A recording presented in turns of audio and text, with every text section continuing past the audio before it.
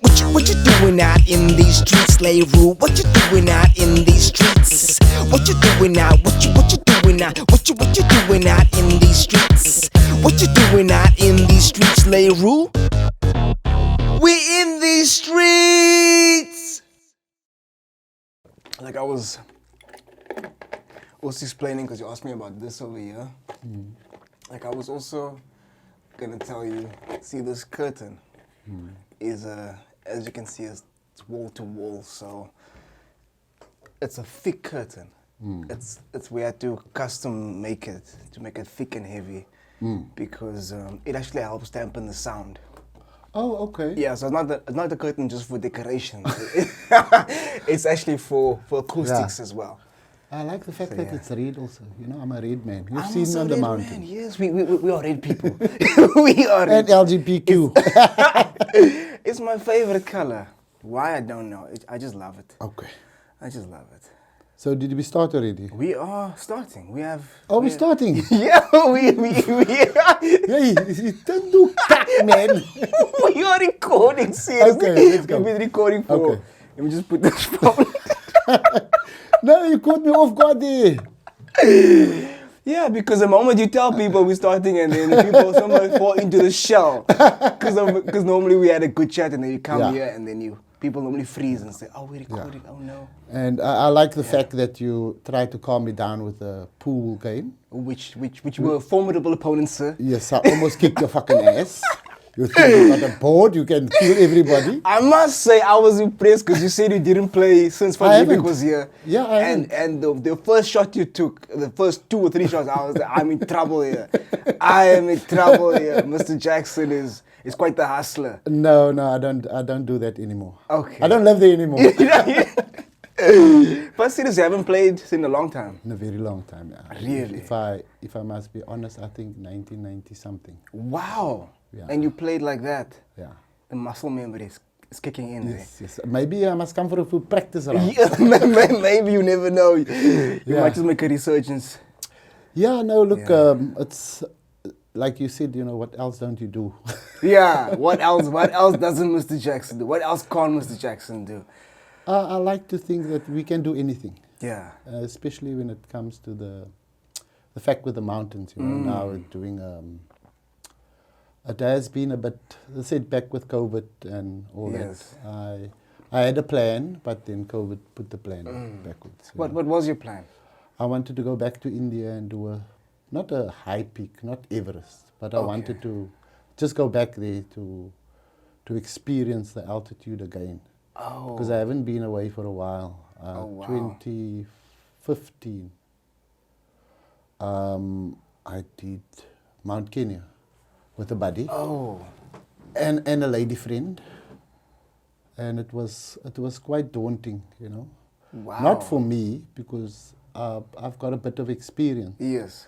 But the guy, he was really struggling. Is it? Yeah, I was a bit overweight. And the lady was just not prepared. You know, altitude affects people differently. Absolutely. So I didn't have a problem with that. That's so for me now to go back to high altitude, I've got to start small again, you know, baby steps. You got to climatize, adapt. How long do you normally go before you actually hike, you know, to climatize and adapt to the altitude? How long do you normally first go there and maybe stay for a few days and then you go, or how does it work? Yeah, it really depends on, and this is going to sound like, it depends on what you're doing. You know, like if you go to Kilimanjaro, you don't need, I won't say you don't need altitude, acclimatization, so to say, but they take you slow, you know, they take you in baby steps. But if you go for bigger mountains, like what I've done, you have to be there for about 3-4 weeks. Oh, yeah. Wow. So what they do is you walk to base camp, and then you'll chill there for 2 days, and then you go to camp 1. It depends, you know, like what you're actually doing. Yes. But the hardest thing that I've done was the one in South America, called Aconcagua. Aconcagua. Yeah. Am I pronouncing that correctly, sir? And it was, look, for me it was new. Oh, where in South America was that? That was on the border of Argentina and close to it was in Argentina. That was the hardest. It was Aconcagua. Yeah. Do you want to Google that? I wanna see what that's like from Google's perspective. How do you spell that? Acon. Yeah. Oh, there we go. Mountain in Argentina. Yeah. Boom. Oh wow. Was it snowing like this as well? Yes. Holy shit. Yeah, and it took Holy shit. It took a full 21 days Oh. there and back. So Are you serious? yeah, and what I liked about the expedition was there was no babysitting. So Oh. the tour operator will give you all your chow. Yeah? You get a tent, you share with somebody, and then you do caches. You walk from base camp to camp 1 and you cache your stuff there. Oh. You hide it, so to yes. say. Then you go back to base camp, and then the next day you go from base camp to camp 1. You pick up that shit, and then you take it to camp 2, and you leave it there. Yeah. And then you come back to camp 1 and you sleep just to feel the altitude, kind of to get used to it. So there's 4 camps, so 4 camps will be 8 rotations, so to say. So did you have like, what was a Sherpa? Did you have Sherpas as well? No. No Sherpas. Yeah. Holy shit. So you carry your own stuff, mostly your gear, Wow. This looks insane. Elevation of 6,961 meters. Yes. What? That's insane. But it's very slow, eh? Wait. Can we just rewind? Just for the record, because like when I talk about you to people that they don't believe me, can you just, for the record, like how old are you, sir? I'm 61. 61. Yeah. Not out. Not out. I was actually thinking about that, and this is not funny. Yeah. I was thinking maybe that's a good title for a book. It is a good 61, title. not out. It is. You should, Yeah. like... You look, I've been journaling it and all that, but I must Really? just kind of put it together, and need some help, that, Yeah. what do you call it? A ghostwriter. Or something, yeah. Yes. 61 years of age, and you're still climbing mountains. You told me when you arrived here that you just came from the mountain. Yes. And But I see you there on a Sunday. yeah, but look here, sir. Look here. 61 years old. Like, when I was growing up, when we thought 61 years old, like, you never picture a man on the mountain at 61. Yeah. You never, like... Well, I thought 50 was old. True. When did we meet? Well, I started mountain Yo. goating in 2014-ish. Yeah. And yeah, when I met you, like I met you via Nazim, because Nazim showed me the ropes, right? And we bumped into each other. Like, And we did a few hikes together. Also, yes. But I think the very first encounter, I was like, man, bro, who is this Malbra? And I remember I Yeah. gave you every name except Alvin. Yeah, because you always do. to this day. Yeah. To this day. But yeah, and the more hikes we did together, especially the long hikes and the jaffles we ate. Oh, you remember the Of course I jaffles? remember the Yeah, jaffle days. I also never forget the day you gave me this lesson, because like we were on the mountain and it was cold, man. Because I normally retire in the winter. Back then I used to retire. Retire? Like I took winter off, man, because it was look, it's too cold for me up there. Like, because first of all, I don't have any hair on my body except for the eyebrows. Okay. Now hair keeps your ears warm. It Yeah. keeps your body warm. Secondly, I have a relatively low body fat percentage. Yes. So I don't have the fat to keep me warm, to isolate, Yeah, but you myself. can get gear for that, man. That's the thing. I wasn't prepared that day. Oh, that day. That day, I wasn't Okay. prepared for a cold day, and that just threw me off, man. And that just, but you gave me a lesson. You told me a rule of thumb: always pack a jacket when it comes to the mountain. Yes.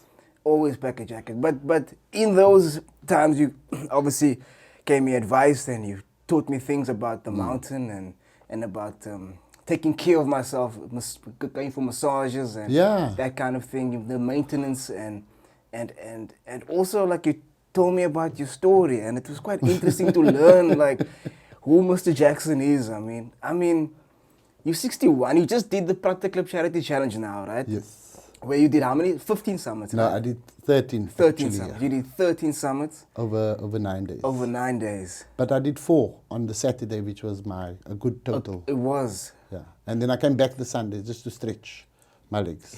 You went up the mountain to stretch your legs. 61-year-old man. Do you know there are people that are half your age, not even half your age, less than half your age, that don't even do 3 summits a year, and you did that in 9 days.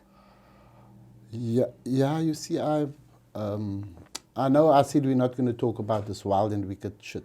Oh yes. But when I stopped that, I committed myself that the mountain is going to be my new lover.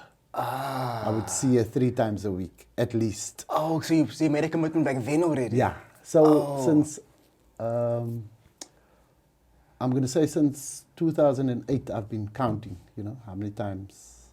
I've been writing it down, old school. Okay. And then obviously listed on a spreadsheet on the computer. Okay. So you keep like I keep records, yeah. You documented the whole. Yeah.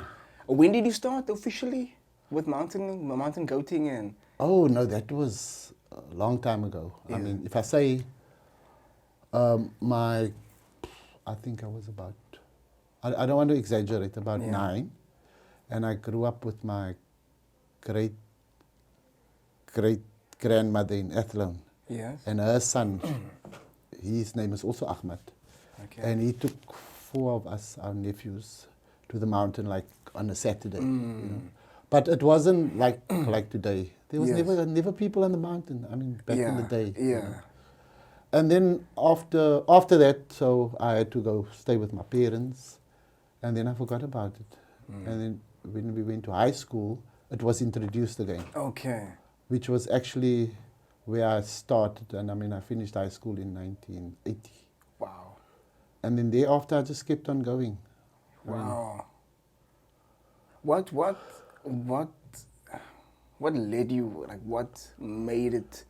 What, I don't know if it's influences from externally, or was it something inside of you that just called you to the mountain, or what was it about it that made you keep going back all these years? Well, I would say that, like you were talking about the jaffles. We're talking like back in the day now. Those long hikes, yeah. Yeah. We had a couple of clubs that I joined. I can't mention the names, but okay. And then we eventually had the Jaffalites, which was a nice group of people. And our aim was to introduce people to the mountain and also feed them jaffles, of course, And this one friend, she joined us, and she had cancer at the time. Oh. And she survived for 2 years. And after she passed on, it just broke apart. The club, so it's a club. It wasn't really a club. There was no fees or stuff, but it was just a group. We got together and yes. And then it just disintegrated. And wow. But the fact why I always went back, I was thinking it's a form of exercise, and it's good for the body, good for the soul. When you're there, you're on your own. Yes. And I always say that the mountain is an equalizer. Oh, yeah. You're not a doctor, you're not a lawyer. Yes. It treats everybody the same, Some people are stronger, but yes. we all have to do the same. Exactly. So same amount of work. Yeah. There's no you can't cheat it really. It doesn't matter what background you're from. Yeah. We're all the same. And I also still feel that even today, there's a lot of people who want to do the mountain, so to say, but they always have excuses, I don't have shoes, I don't have gear. But you can make it simple. That's my point. Yes. But I think that maybe I'm stepping out of line. The youth of today got no clue, And I mean, you also on the mountain, you don't see much of them. You see more older folk, yes. or adults. But Yes. the kids, I'm talking about 10, 11, they're not just there. No. They're living in a new world, you know, social media and Yeah, everything is more indoor now. yeah. Yeah, you don't get more outdoor And activities. you know, look, we can't really also blame, you know, the parents because, as you know, in Cape Town, there's always been the story about muggings on the mountain Oh, the yeah. last couple of years, Yes. and people just don't feel safe anymore. But it's not an excuse, you know. You can go later, whenever. But the thing that, if I say bothers me, is that the youth have no idea. I mean, we also, if I say we also did like outreach hikes that we call outreach, where we take kids from different squatters areas yes, to yes. the mountain and we feed them. We have also taken them to the top of Table Mountain, and they were just blown away because they didn't know it's flat. Wow. You know, as kids, we're talking Yes. 11 to 14. They have no clue. What did you start out with? Obviously now you have gear, you have proper shoes, attire, you're well prepared, rain, snow, whatever Yeah. the case may be. Like, what did you start out with? What was your baseline that you went to the mountain and started out with first? Well, you know that yellow rain jackets of the council. Oh, yeah. Yeah, you know. And if you put it on, you dry, but you sweat. You know. Didn't you still wear that like a few years ago still? Yes, Yeah, I remember that jacket of yes. yours, yeah. And then I obviously discovered, you know, breathability in gear and that. But I mean, I made my own gaiters, I think in the 90s. You know what's gaiters? No. Stuff you put over your boots to prevent your boots from getting completely wet and water getting in there. I made my own plastic gaiters once upon a time. Interesting. Yeah, and people laughed. How did you, please explain these methods. You never know when it might come in handy. You know, you get those hard plastic, like where I will say where the jack and the stuff come Oh, in. yeah. So I just had a big piece, and you make a pipe so it fits over your boot, you know. Oh. You obviously have to tie it, you know, it's open-ended, so you tie it, so it goes over your boot. This is your boot, and that's your foot. So it goes over your boot, and it comes to about your calf. Calf, yes. So your boot will still get wet, but not that wet. Okay. So it's a gaiter, but now they've got high technology gaiters, you know, yes. which costs quite a lot, but it prevents. Look, your boots will still get wet. There's no such thing. As A lot of people say dry, you do fine waterproof boots. It's in my opinion, it's not true. And I mean, I got most of my gear, but as the years went on, you know, you improve. Yes.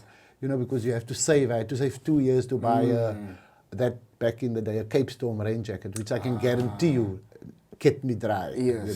Yes. Even warm on high altitude, like Aconcagua. Wow. So as we grow, we learn, you know, I mean, especially in the hiking game. Yes. I mean, I always think, I don't know if I can mention Nazim Dolly. He was around. Yeah, when he started. I saw his old photos as well, and when I met him, he wasn't the way he looked now, Yeah, and we started something called the 5:30 Platte Club, Saturdays. We used to do it every Saturday at 5:30. That's why when I started with him, it was also 5:30. Yes. Okay. Yes. And but look, it's just a lifestyle change, and you have to. I'm especially saying this to the youngsters. You have to motivate yourself. I mean, I can talk to you, and you can tell me, Achmat, you know, if you stop eating bread and sugar, you know, you start looking after your body. But even in the hiking or the physical, so to say, game, if you don't do that, then you lost. Yes. But I think today's youth wants instant gratification. That's so true. Like I want to go to gym and I want a six-pack. Yeah, within overnight.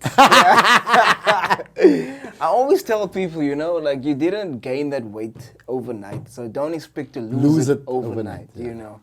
It's a gradual process, you know. It's a marathon, not a sprint. Yeah, and I mean, you've also seen these youngsters who fly past you, then 10 minutes later they're sitting. Yeah. I always, especially like when it comes to Platte Club now, or even the lower cable station. You know that first part. Yes, that first section. On both trails, like they always like have this energy, motivated, adrenaline's pumping, and I look at them and I was like, okay, Come on, guys. Yeah. 10 minutes later, they're sitting and they gassed out. They don't know what happened. I don't know what happened. I think in like mountaineering game, they will always tell you slow is better. Slow is better. As long, for me, I don't like taking breaks when I'm on the trail. Yeah. I'd rather go at a consistent pace. Yes. Then rather than sprint and then break, sprint and Sprint, break. break, I don't like, because that makes you lazy. That break makes you lazy also. And it depends how long you break, you know. I mean, you see people, I mean, you've seen them. Yeah. They're quite strong, but when it comes to our favorite platter clip, then Yes. it's... The climbing aspect of yes, it. Yeah, yes. they struggle. They really struggle, yeah. They struggle. But I always tell people, like, especially when if you have a dream to go to Kilimanjaro, you can go there, but don't think it's a race, you know. Yes. And I mean, I see a lot of athletes, like even in the challenge, you know, they start fast and then you just pass them gradually. Yes. You know? Like for me, I always found it weird that as the challenge goes on, because okay, this is now back when it was one day. Yeah. The challenge was one day, and I always found that on that day, I'll get stronger as the day goes on, which is so weird.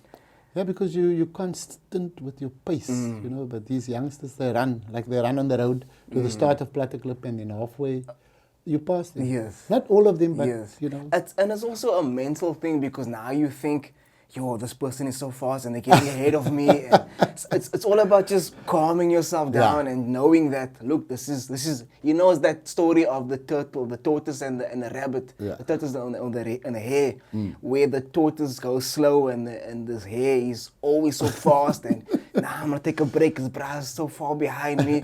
And then all of a sudden the tortoise is ahead and winning. Yeah. So it's all about, I always think about that reference when I'm doing those long. Yeah, but I mean, if you're doing endurance. Platter Clip also, you don't really stop. You know, I mean, don't, yeah. I mean, I don't stop, and people want to know, how do you do it? I say, I just go constantly. Yeah, except when you want to take selfies. Yeah, of course, yeah, we have to. We got a family going there already, you know? And then one night is always late. Oh, that's shit. He always misses the family photo. And he always cries. And he's like, I miss the family photo. But I mean, if you look at him also, he's just constant. He comes on a Yeah. Sunday and he moves. Yes. And the last few weeks I told him to go. And he said, what's wrong with you? He said, no, this is the challenge space. I'm just, you know, going slow, keeping my rhythm. Yeah. Because when I got him last week Sunday, he told me, I think we were about halfway, or just after I got Yeah. you. And then I laughed. I said, you were again late. You missed the family photo again. He was, complaining as usual. And he said, and he wanted me to go up with him again. Yeah. I said, my man, you need to wake up earlier. You need to wake up. I'm not going to fucking go up again now. Yeah, but I think we all have different times. Yeah. I really like the early morning. Yes. And now it's, it's still dark, like at 7 o'clock. Yes.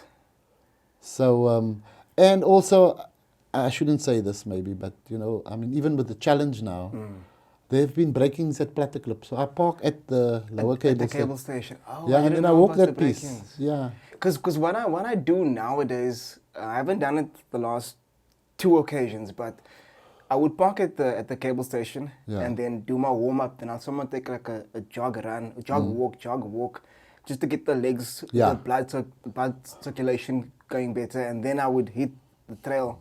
But I didn't know about the Well, the we were break-ins. talking like last week, Yeah. and somebody posted it on the challenge page. Oh, yes. And I was thinking, that's not cool, just say they broke into a car. Yeah. So now you're going to scare everybody, even the supporters. Yes. So we want to park there. So also for me, it's like sometimes, like you have your whole office in the boot. Yeah. So I'd rather park there, Yeah. No, I think tomorrow I'm going up. So tomorrow I'll park at the cable station again. But if you go after sunrise, Yeah.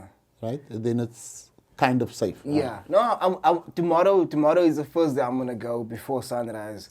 Because I wanna start earlier. I wanna get more in my day. So I wanna go to the beach afterwards. I'm gonna do the ice bath in the ocean. After that, hit the sauna again. Oh, you think you Wim Hof? You know Wim Hof? Oh, I know. Guy of the Wim Hof. cold, man. I mean, I thought, no, you guy. No, because I did that a lot last year. After you go dip. Yeah, after the mountain, then I go dip. 2020 and 2021. What's it now? 2022? Okay, yeah. 2020, we couldn't do much because of... No, the moment they opened the beach, I was were in the there. water. There was no one at the beach. I was the only one. I said, "Fuck it!" But I enjoy the ice or the cold. the cold. It Yeah. really makes a difference, not only to your recovery, but to your mental state, your state of mind as well. I think That's that, awesome. that guy explains that, no? Wim Hof, yeah. I saw a documentary of that. There's so But I many- think some people are just like so scared, you know. Yeah, if I take a cold shower, then I'm going to get cold. Yes. I'm going to get the flu. You know, we Yes. believe in all these. Those myths, Yeah, those Cape-colored yeah. myths, you know. Yeah, we're going to go there. Yeah, we must. we must. There's a lot of myths, like especially like walking barefoot and Yeah. and walking with your wet hair as well is gonna get you sick and all of those things. Like I actually prefer taking cold showers. I really do. Yeah, now what I do now is I take a hot shower and then just before I'm done, and I turn it cold slowly. Yes. You know, not instantly not cold. Instantly, yeah. Like then I'll stand there for a minute and shake and get out.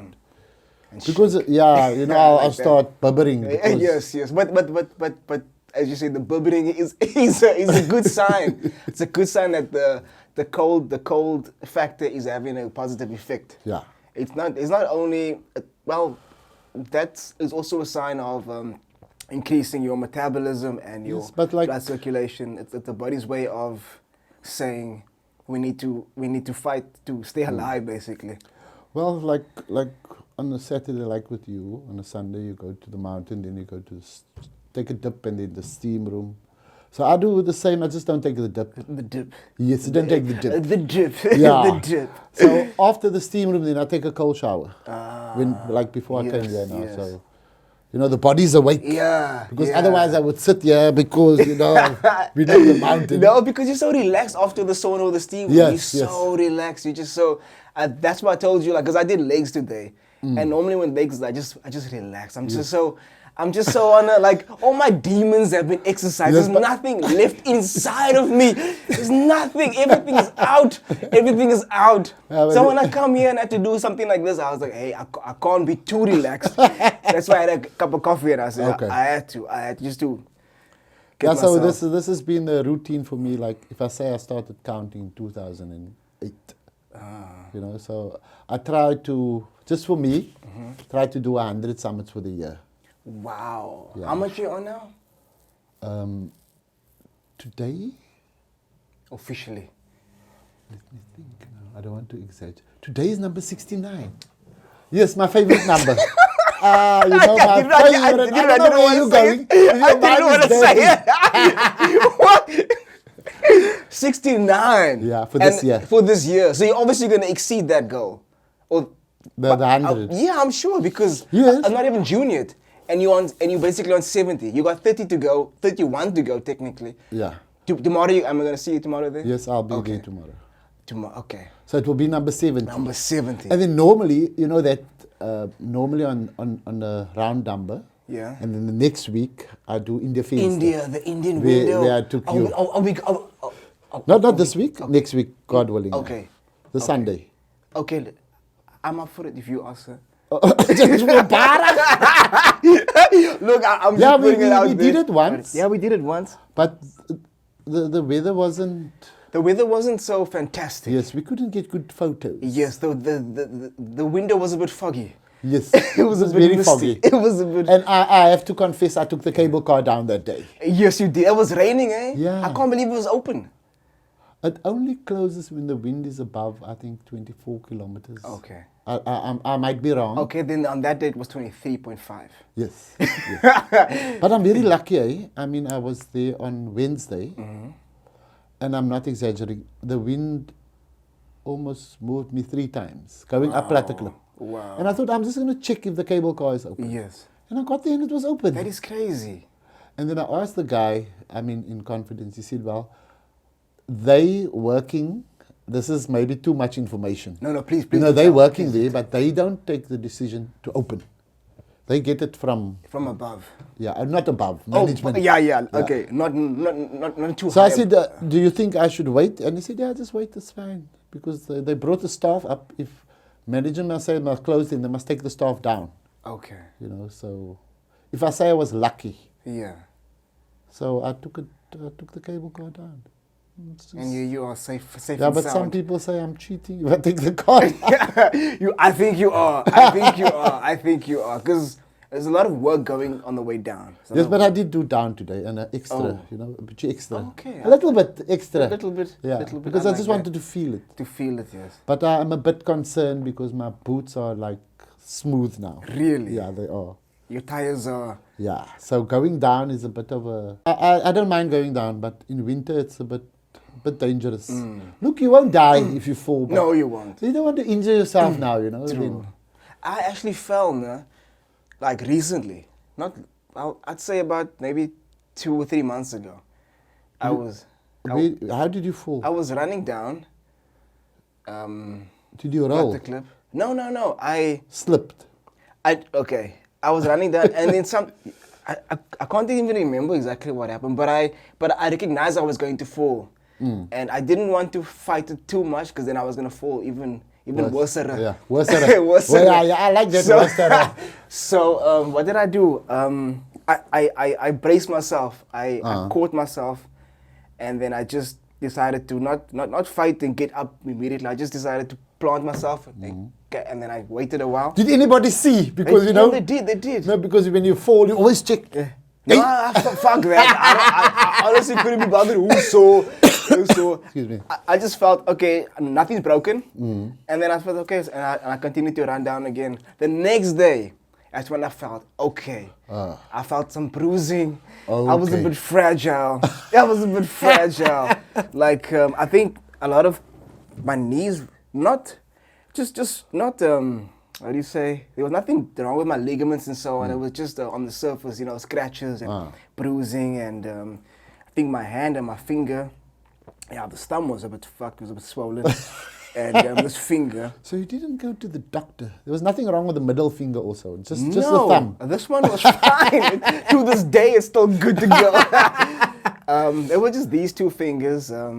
But yeah, it was just the next day I felt like, because the rest of that day I was fine.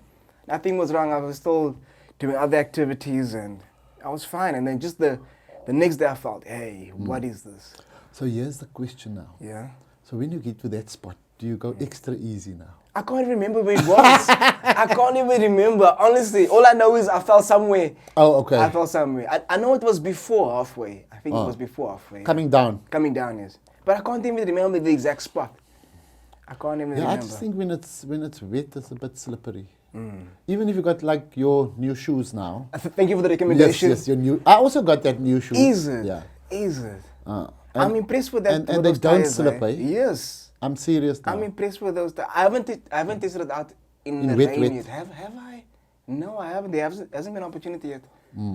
No, but I want to. Before I can actually give that a 2 thumbs up of approval. So what was the lesson after the fall? To buy new shoes. Oh, was after the fall you bought the Yeah, shoes? then I asked you, Yeah. Mr. Jackson, what shoes could you recommend for me? Yeah. No, they're very good. I mean, Yeah. sometimes we look, and I say like with Alvin, you know, when it gets to your music equipment, you won't be cheap, No. right? no, So when it gets to my hiking boots, you know, Yes. No, that's Yeah. so true. Yeah. You know, it's really the difference between life and death. Yes. I tell everyone that because I used to buy the bare minimum because as before I started to take it seriously. As before I started to become a regular on the mountain. Yeah, you became the goat now. You know. Well, you, yeah. You were what's it? Not crucified. What? Baptized or what? Baptized, yeah, by Zandele, the goat. Yeah. So, like, yeah. So after when I started to take it more seriously, and I started to, especially when I did it in winter, Yeah. and in the rain, I decided I need to invest in a proper pair of shoes because I don't want to. But fall and even die. with those shoes, you know, and you know where to your footings already. Yes, but yes. Some rocks are just still slippery. Of course, Yeah, because especially of the wear and tear. Yes, and the granite, the granite rocks, those ones are very slippery. You just gotta know. I think especially on Platte Clip now, the first half of the mountain, say the first quarter. Yeah. That's normally very tricky when it comes to the slippery portion of it. So you just gotta watch your step over there. Yeah, After I that, just you go can- slow. That's all. Is it? I mean, like even today, it was it was wet Yeah. going up, and coming down the sun came out. But it doesn't mean it dry instantly. No. Because now there's sand on the rock. You know? You see, I think it's more the sand that Yeah. fucking gets you. It's the sand. I promise you, it's a sand. Yeah. Yeah, it is. Now that I think about it, So for me, I try to push when I go up, and when I come down, I just take go it slow. easy. Yeah. Yeah. Look, not for falling. I want to come back tomorrow. You know, Of that course, is my thing. Of course. So of course. if those bullets come past me, I'll just let Yeah. them go. You know, I was one day on Platis now, and there was a rock fall. Did you witness it? I was there. Oh yeah. I was there, sir. Like seriously, like, it was, and a lot of people like ran down, and you know, and they turned around because they said they don't want to continue. Because of the rock. Yeah, and I was thinking, this was actually on, I don't know which New Year's Day it was, but then I was thinking, you know, like, of all the years I've been doing this now, I've never experienced, this is the first time. What's the chances of this happening again right now? That's my one question to myself. Secondly, if I start the new year running away, you know, Yeah. that just sets the tone for the rest of the year. the rest of the year, yeah. So I said, fuck it, I'm gonna go. So I went up anyway after that experience. But it's so crazy because it was a perfect day. It was sunny. It was there was no wind at all, and all of a sudden You heard this disturbance. like a thunderous roar. Yeah, it was loud, and you could still see this puff of dust in the air. Okay. No, I've never witnessed that. Is it? It's crazy. And obviously, you know, you can't outrun a rock up there. you can't. It's just open prey. Do we think we're Superman? Yeah, you know, it's just open prey doesn't get you.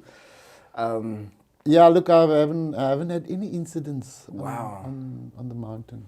If I say we did some other hike once and a lady hurt herself, but that was in Robertson.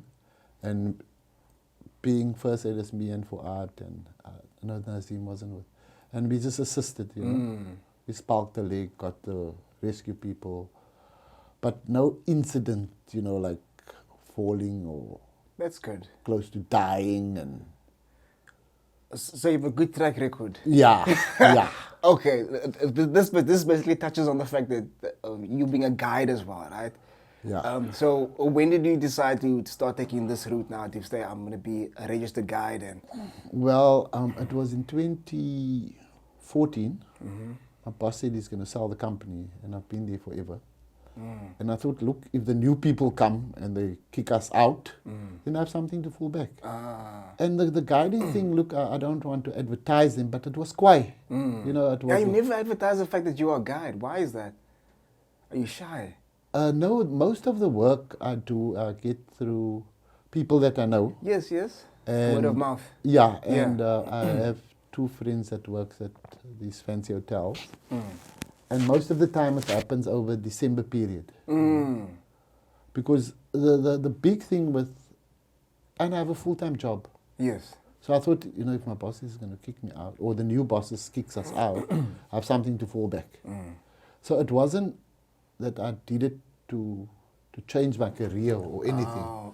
I thought if I... Just a backup plan. Yeah. Yeah. And it was a bit expensive. I just have to tell the story. You know, it was like 12K at the time. Really? And I thought, where am I going to get it? So I said to my boss, look, I'm going to borrow this money and I pay it back, you know. Oh, through the company. Yeah, over months. Yes. And I did the course in September. No, I lie. It was Valentine's Day. Oh. February. How romantic, sir. Yes. How romantic. Yes, and I qualified in September. Okay. The course was 8 days in February. Yeah. But then you have to do tasks and you have to, you know, submit your task and stuff and do practical work. And then they tell you after the 8 days, you can come write the exams. Okay. Which actually blew my mind because I didn't know. It was like a 6-hour exam. I was, at the time, you know, 50 plus, and I've never, the last time I wrote exams was in 1980. When Van Riebeek was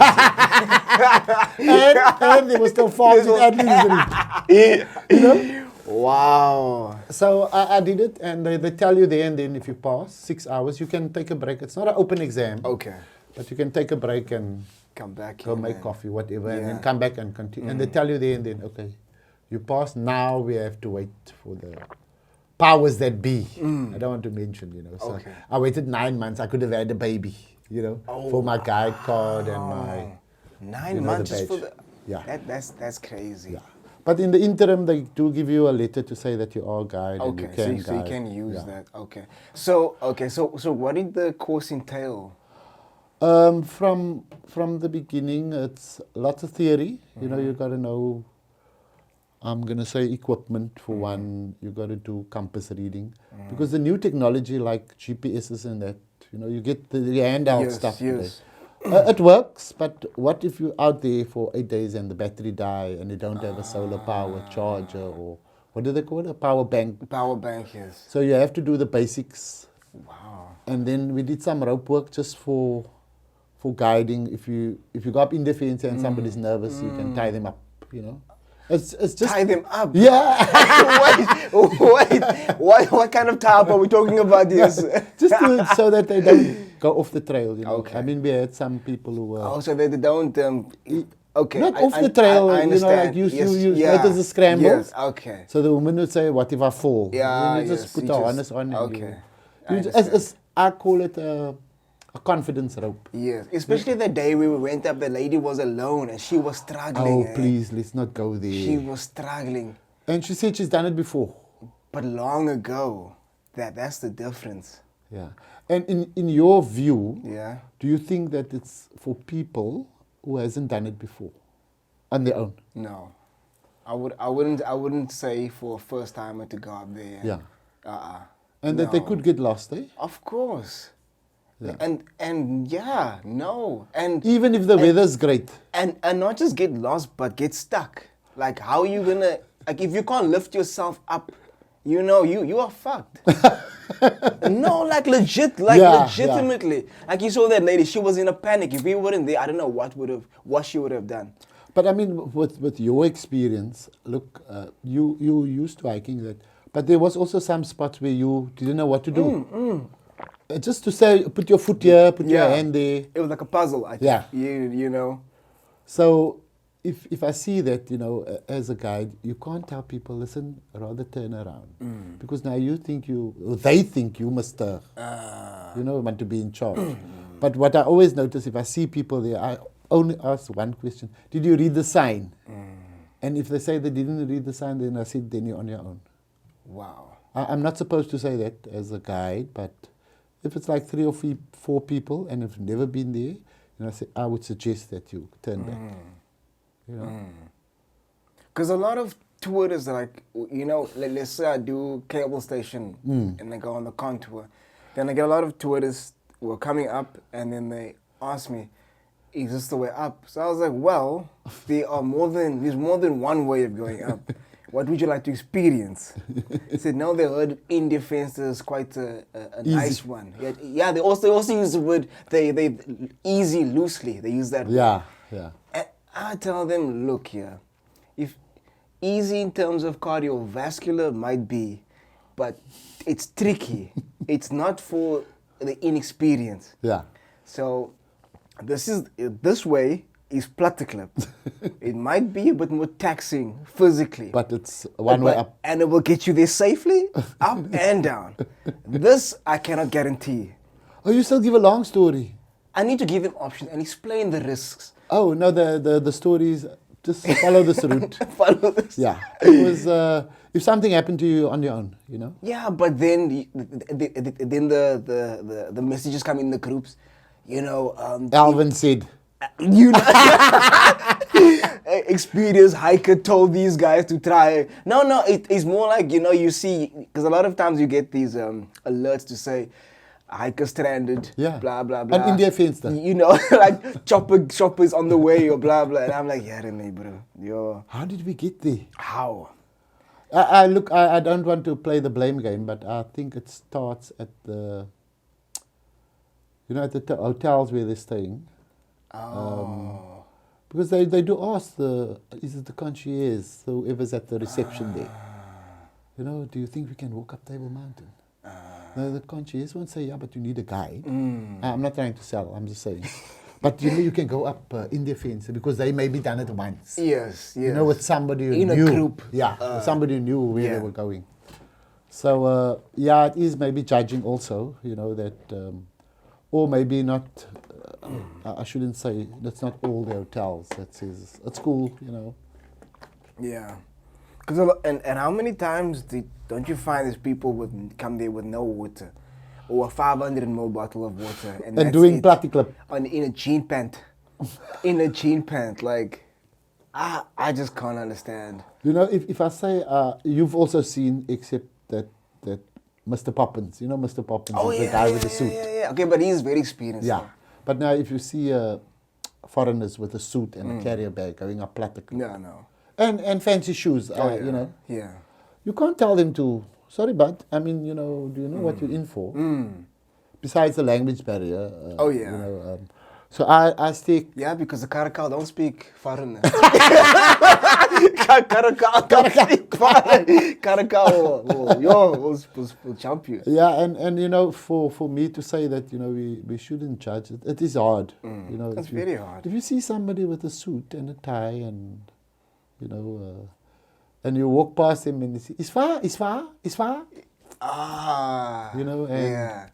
And I just say, guys, just go slow. You know, but if the weather, I always, when the weather's bad, I tell people to turn around. There's one occasion, right? It was, what's it now, May? I think it was March. I went on a sunset hike. And, you know, because I was feeling sunsetty that day. Very romantic. Okay. On the way down, right? Obviously, it gets dark. So, I got one tourist on the way down. First time, never been down. One, alone, from Ireland. Right, he's coming down. I say, my man, you got no gear, nothing. So, follow me.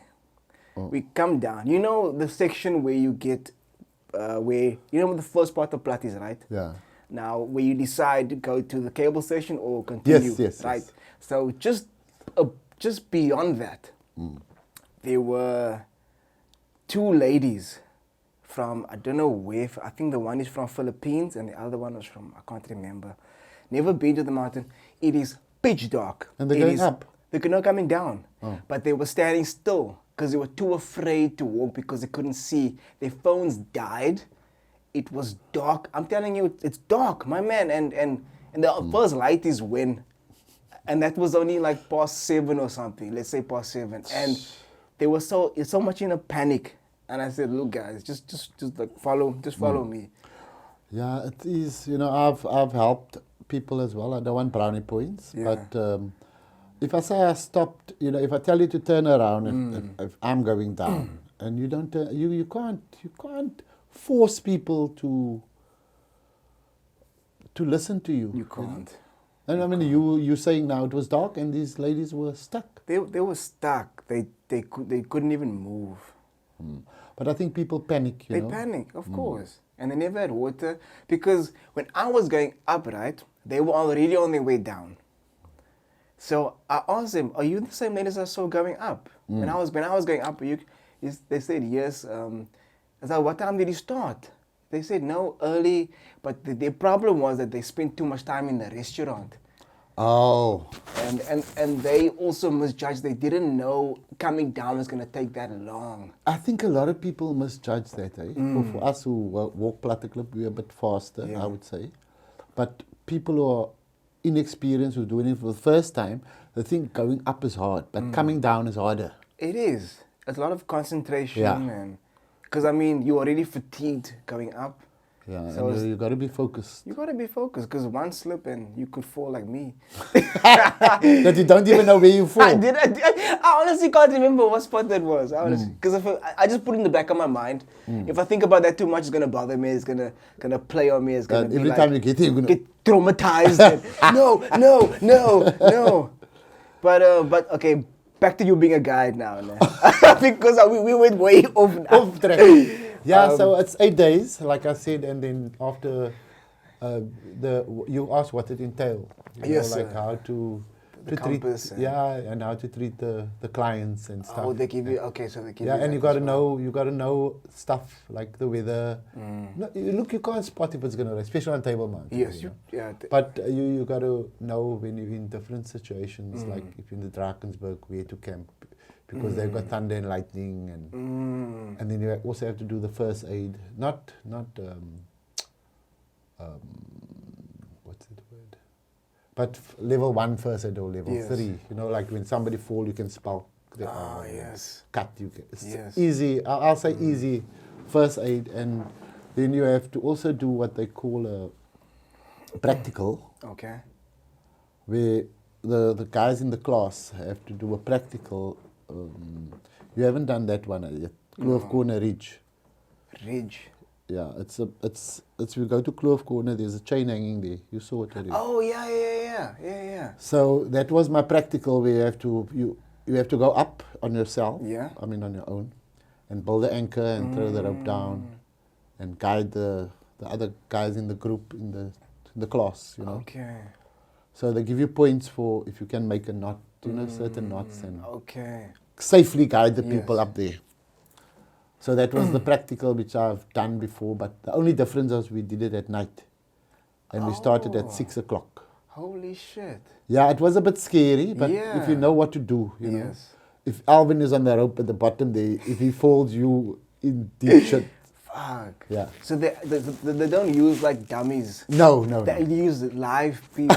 Life. Are you fucking mad? Yeah. So if you didn't study your knots and you were Yeah. I could And there's die. nobody sitting there And to I- say, sorry, Alvin, you made a mistake there. You know, you are there. Holy shit! You are no, there. I'm not gonna. You I'm build not the gonna be anchor. what You know what's the anchor? Yes. You tie the rope around a big rock. Yeah. And then that's secure, and then you put more carabiners on there, and then you put down your rope. Fuck that. And then you've got to. No, it's then it becomes a confidence rope, because it is tied up, and you just assisting Alvin. You know, you just so you climbing. That. Yeah, that was very scary for me at night. Yeah. And we finished about, because I think we were a big group, like 6 in the group. So you each one has got to do what the anchor and everything, you know. Wow. So after Alvin's That's a come up, long then night. I must go down. Yeah. And then Alvin I'll take off my stuff, you know, my equipment Yes. stuff. And then you must build it. So that's why it took so long. Wow. So I have to have confidence that you're not going to fuck up there, you know. Absolutely. It's life and death, literally. Yes. So this is what brought me to this next subject, because we're talking about the course. Yes. So it's 8 days, and then you do the exams. No, 8 days you have to do the first 8 after that, and then they tell you can come and do the exams anytime. So you just have to phone the instructor and say, look, I'm coming Monday.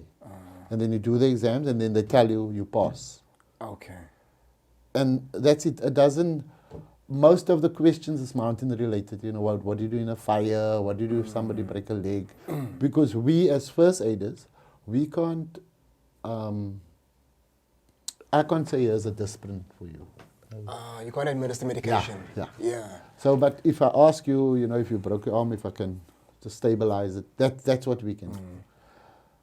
Wow. Okay. Now, all the trails that you've done, and all the, like, let's say Drakensberg and Skeleton Gorge, and you know, all of those, like, was this included in this course to know these trails? No. Or did you have to know that on your own? And No, you have to know that on your is own. it okay? I thought maybe. So the if course- you take Alvin in the fence, you have to say a few words. You know, this is not an easy trail. And I have the one thing that I struggle with is the fauna and the flora. I know a few of the plants, yes, but yes. I find that if you're going to guide people, you know, you have to stop and say, this is the rose and it's got thorns, so be careful. Okay. You know, but I think people are so excited and exhausted that they're not really interested in They that. don't really give a fuck. Yeah, Really, they yeah. don't. I'm glad you said that. You know? Anyway, we're talking about the guiding, and then after, when I eventually got my card and my stuff, and if I say a friend phoned me from the talent, said she has 10 clients, what do I charge? And I said, well, you know, I don't know what you charge, but I just want a person. Mostly foreigners. I don't do local people because they don't pay. Oh. Because for them it's a favor. You know, if I say like big groups and stuff like that, we want to go somewhere. If I say I don't do that because friendship and money is Yeah. big enemies, you know. Yeah. So that first client I got, that got me 10K and my course was almost paid. Boom. That's where I'm saying, Boom. yeah. Metsu. Yeah, and because we belong to the Cape Town tourism and all these other parties involved, Oh, yes, yes. so we don't have to pay for the cable car. That's why I could ride down with the cable car. That's why you're so fancy. Yeah, you know, I mean... Do you pay to be a part of these other Yes. organizations? Okay. Yeah, and in this Casito is the governing body of this whole tourism and guiding thing. I see. So you can't actually buy it around the counter. Oh, you know. damn it. Yes. Damn it. I thought maybe you could get in there. And here's Yeah. the serious part. Okay. And I don't know if I can mention this, but you have to pass with 80%. You may mention it. Yeah. And I've heard, Yeah. I might be wrong, Okay. that the scholars of today only need 40%. Are you serious? Look, this is... You Look, know the ladies go look. to school today. Look here, right?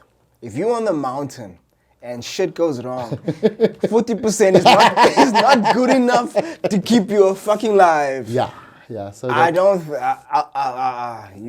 That's crazy. So I think that is where, in today's adult working world, and I'm going to say it, you know, the ladies know shit. You know, you get a job and somebody must teach you how to do this because you passed with 40%. Yeah. It's a very sensitive subject. And I really thought that I misheard, you know. Yes. But apparently. That's the new true. criteria these days. I don't know, Mr. Jackson. So if I, especially over the December, if I get like, let's say 4 clients over 4 days, it's enough money. I don't want to do it as a job form of income, because I think that is where a lot of guys make the mistake, and especially when you're beginning, and then Alvin phone you and tell you, look, you got to give me 10%. You know, you're a guide, yes. But you don't want to do platter clip because like a finder's fee. yeah, you know. So I don't do that. People have approached me, other companies and tour companies. I just said, no, find somebody else. Because they're making the bulk of the money and they want to give you peanuts. Yes. Look, it happens. There's no doubt. And it's still the monopoly, you know. I mean, and the hotels are sometimes a bit difficult, especially the fancy ones. Yes. You know, I almost drove a Koroleki. Oh yeah, I remember. So I remember that if one. I've got 4 guests, then they must organize a car. Yes. And I park my car there, and they organize a car, and they take us to the mountain, and I just phone, we finish.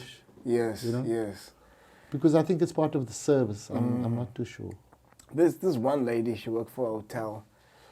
I came down from the mountain, and she was asking me questions because she had this group with them. Yeah. She wasn't going with them. She just basically dropped them. Yeah. And she asked me questions about the trail and blah, blah, blah. And then I was talking to the group and I was, you know. Yeah, but you see, that's what you need. That's why you need a guide.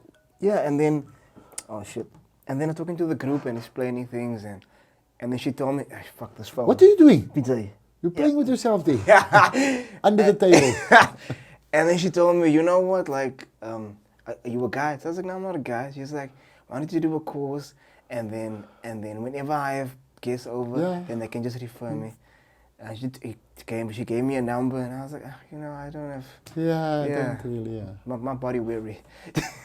You know, there is really good money in guiding. Absolutely.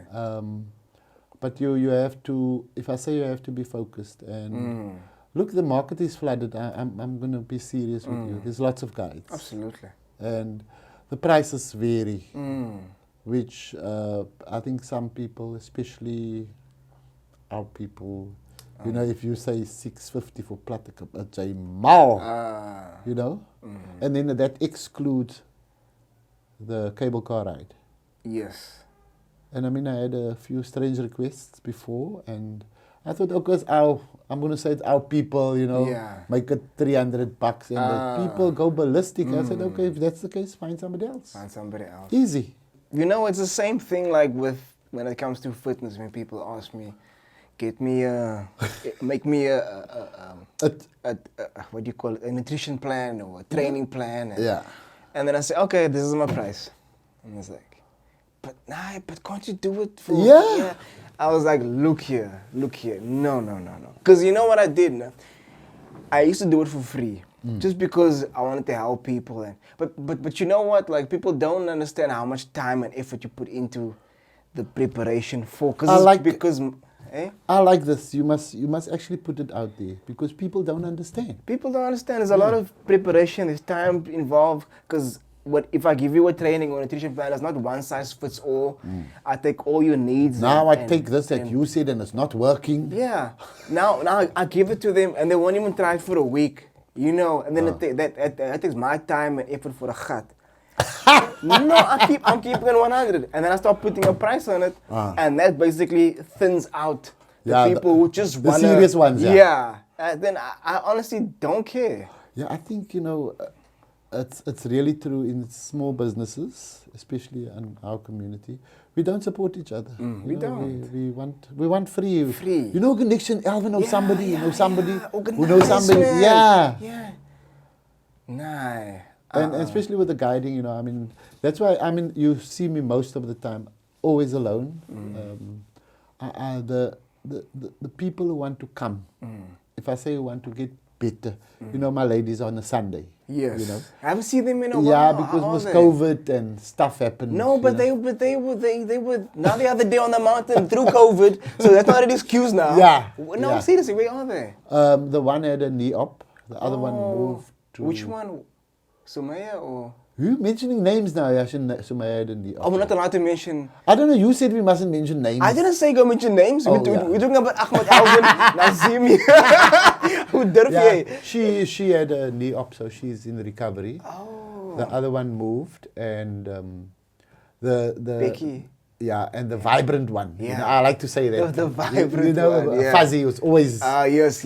I'm scared of her, actually. Yeah, she actually did text to say that it's time to come back. Okay, she's making a comeback. When you're ready, just let me know. Yeah. And I mean, she's also a runner, so the hiking improves the running. You know what I mean? Of course. But we were talking about more serious stuff where people want to do other stuff, mountain stuff, of course. Yes. I had. This is not official, but I mean I have trained, people to go climb Kilimanjaro. Oh. And I had the first the group of ladies I did was they were just blown away because of what I've done and said, okay, Alvin told them about this, but I did. And I said, look, I don't have a price, but I'm willing and able. I just have two serious rules. You got to be on time and you got to come to the mountain at 5 o'clock. That was in 2010, excuse me. And these ladies were on time every week, and I had a meeting. The first meeting we met somewhere, Fritter. Oh, you have meetings? Yes. Excuse me, sir. And the partners or whoever was there, and I said, look, this is how it works for the next 8 weeks. 8-week camp. You will be mine. Yeah. On a Saturday and a Sunday. I like the camp, the 8-week camp rule. Because even when we did Platties, we used to have an 8-week camp. To prep, Yes. So these ladies were on time. They were, if I say they were very matured. Yeah. How old were they? 48, 50. There was a grandma who came with us. Wow. Can I ask you, a grandma as well? Yes. How old was she? She was 50 plus. Holy shit. And it only took me 8 weeks to train them, to get them ready for Kilimanjaro. Can I ask you, is a lot of elderly people who want to take on these challenges, these Kilimanjaros, the Everest, I think I can't pronounce it. Aconcagua. Aconcagua. Yeah. Why is it at that age that people feel that way, that they want to take on these challenges, and not more at a younger age when they are, let's say, more capable, when they have the energy, the strength, I think, I'm going to say back in the day, there wasn't the opportunity or the money or guidance, to, like when you started with your nutritional plan, you did it on your own. Yeah. you know. So as it comes to the mountain, people are always doubting themselves. That's so true. You know, especially when you say you have to do, like you have to do legs Saturday, you have to do this on a Monday. Yeah. You have to stick, you have to be committed. And you have to be consistent. So consistency helps commitment. Yeah. And if you tell people, you know, we're going to do Platte Club 5:30 on a Saturday, it's about fuck. You know, I'm sleeping that time. I still feel like that sometimes. It's winter. Yeah. And you know what was magic about the ladies that I did in 2010? Yeah. So just before they left, so they operator phoned to say, Achmat, do you want to guide these people to Kilimanjaro? Holy shit. And I'm serious, it was like 3 days after Ramadan. Holy shit. And a fully expense paid trip. And they actually pushed because this guy wanted to give them a youngster, you know? And they wanted somebody more experienced. And I took them. And I think they just liked you. Oh, yes. Also, They fell in love with you. Of course they would. Of course they would. and you know, it was just so that I always try to say, I always say that it's better to give than to receive. Yes. So I told this bra, okay, I'll take them. And then we left the Wednesday. He phoned me the Friday, and we left the Wednesday. And I did quite a story on them while we were climbing. You know, I made a video and everything. And then when we came back, we all summited, everybody. And when we came back, we had a dinner. And then another buddy helped me train them. Not helped me, was with me. And when we left, they gave us an envelope. And they gave us 2,500 rand each. And we said we didn't want money. Wow.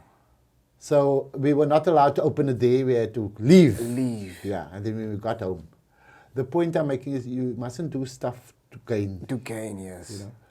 And for me, that was, I say it now, it's not official, but I can train people, mountain train them to get where they want to be. To higher peaks and difficult challenges. Yes. On that, remember on one occasion on the mountain, you told me about this documentary on Netflix. I think it was called 12 Peaks. 14, sorry. You know. Nimsdai. Nimsy, they call him Nimsy. Did you see that? Dude. Yo, it's incredible. Now, you see, Incredible. people, you will say you can run a Platte Club 10 times. Incredible. That was a feat of note. And I don't think anybody's going to be able to break that record anytime soon. 6 months, my bro. Are you to out of your climb fucking mind? 8,000 peaks. The highest peaks in the world. And he would do peak after peak after peak. It wasn't like, I'm taking time I'm going off. home now and take a chill pill and come back. Because remember that one time he was going to do one peak, and then he heard about China's issues of COVID, and then he was on that peak, he was about to climb.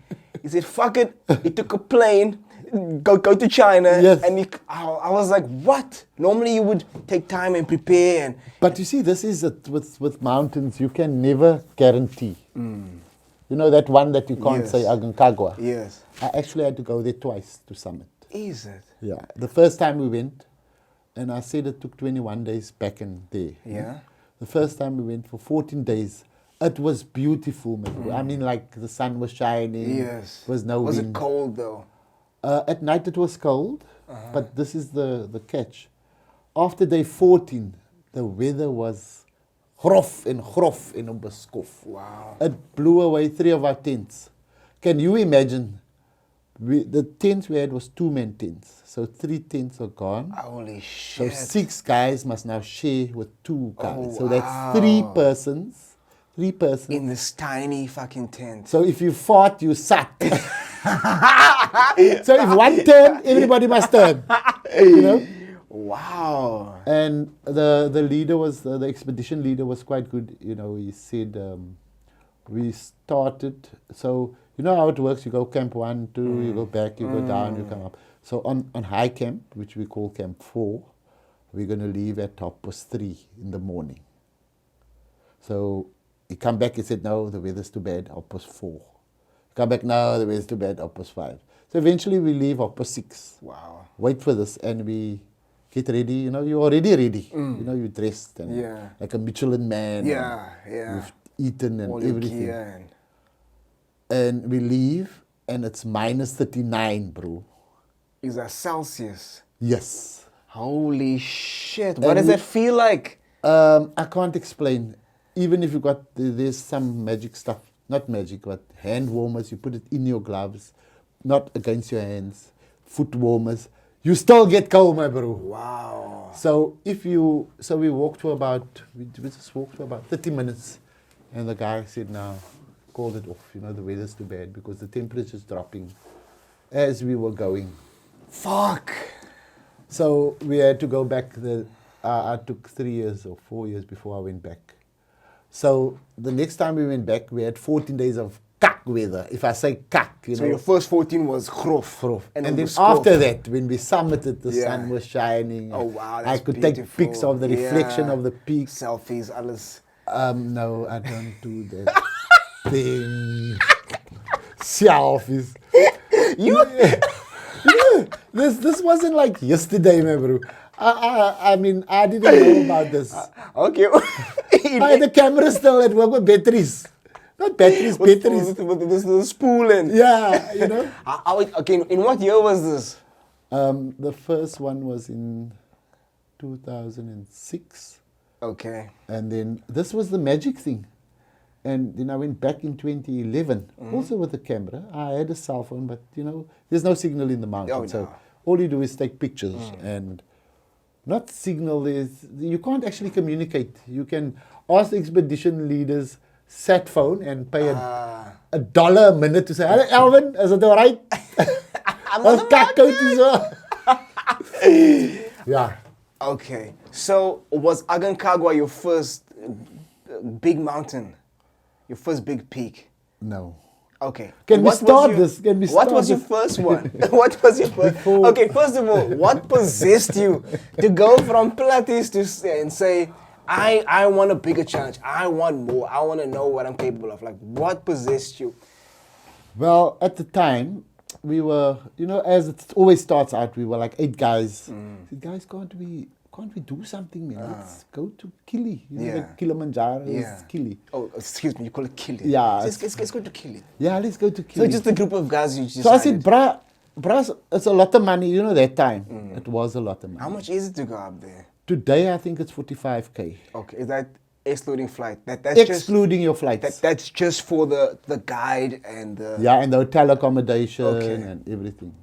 So you still got to pay the flights. And you know, the flights in Africa, don't laugh now, it's very expensive. It is. It's more expensive to fly in Africa than it is to fly Europe or Yeah. South America or America. Or, So, it's ridiculous. So we decided, you know, we were like 8 guys, and then we left. We were only, I'm serious now, no? We were 2, because now you got to save, you know. I mean, that time it was 15,000. That was in 2002. Yeah. And then obviously your flight fare is separate.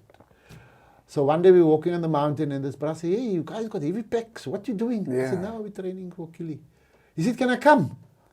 Out, honest to God. Just- out just of the- like that? I said, "Yeah, sure, you can come." This is how it started. Wow. So he came with, he was a bit unfit. He Yeah. wasn't really mountain fit, but the 3 of us, there were only 3 of us, and we summited. And I took advantage. After that, I went to Zanzibar. I just did some sightseeing and to Malawi, because it's in the same area, kind of. Okay. Before we talk about after or post Kili, Yeah. like, how long was the journey from the bottom to the top? Oh, at that time it was only 6 days. They've extended it now because Is it? they've realized that some people take longer to acclimatize. Like, you know, the guy who died recently, the motor car racer, Who died? Juju Zulu. He went on one of these treks. Is it? That's about 3 or 4 years. Wow. He died on Kili. Holy I shit. can't say, I can't view my opinion on that, but Yeah. he was a racing driver, and I think after day 3 or 4, he felt ill and he I don't know if I can say this, he wouldn't listen, or the doctor said it's fine, and the next day he died. Wow. So I can't view air my views on that. So if Yeah. I've offended anybody, I'm sorry. Okay. You know, maybe the family or maybe they're Yeah. watching. That's crazy. And then after Kili, that was in 2002. So okay, so what was it like? Is it also like base 1, base 2? No, it's just a Is it straight straight? walk to the top, yeah. Is it? So you camp c- overnight and Yeah, there's a few routes. The one is called the whiskey route. the whiskey route. Yeah. I'm sure you took that one. Let me think. I'm actually confused myself. And then there's the Coca-Cola route. I took the whiskey one, yeah. Are you serious? The Coca-Cola route? Yeah, the Coca-Cola route, you sleep in huts. Oh. And the whiskey Sponsored route, by Coca-Cola. yeah. No, cuck, man. No, why do you call it the Coca-Cola route? Because you sleep in huts. And there's toilets and So why Coca-Cola? Of all the names. it's easy. They could have called it a hut route. Oh, man. Anyway. I'm just saying. And then the other one that I did was called the whiskey route, where you sleep in tents. And you've got Okay. to have a buddy system. Okay. So, But you really enjoyed it. oh yeah, look, for me it was, if I say it was completely new.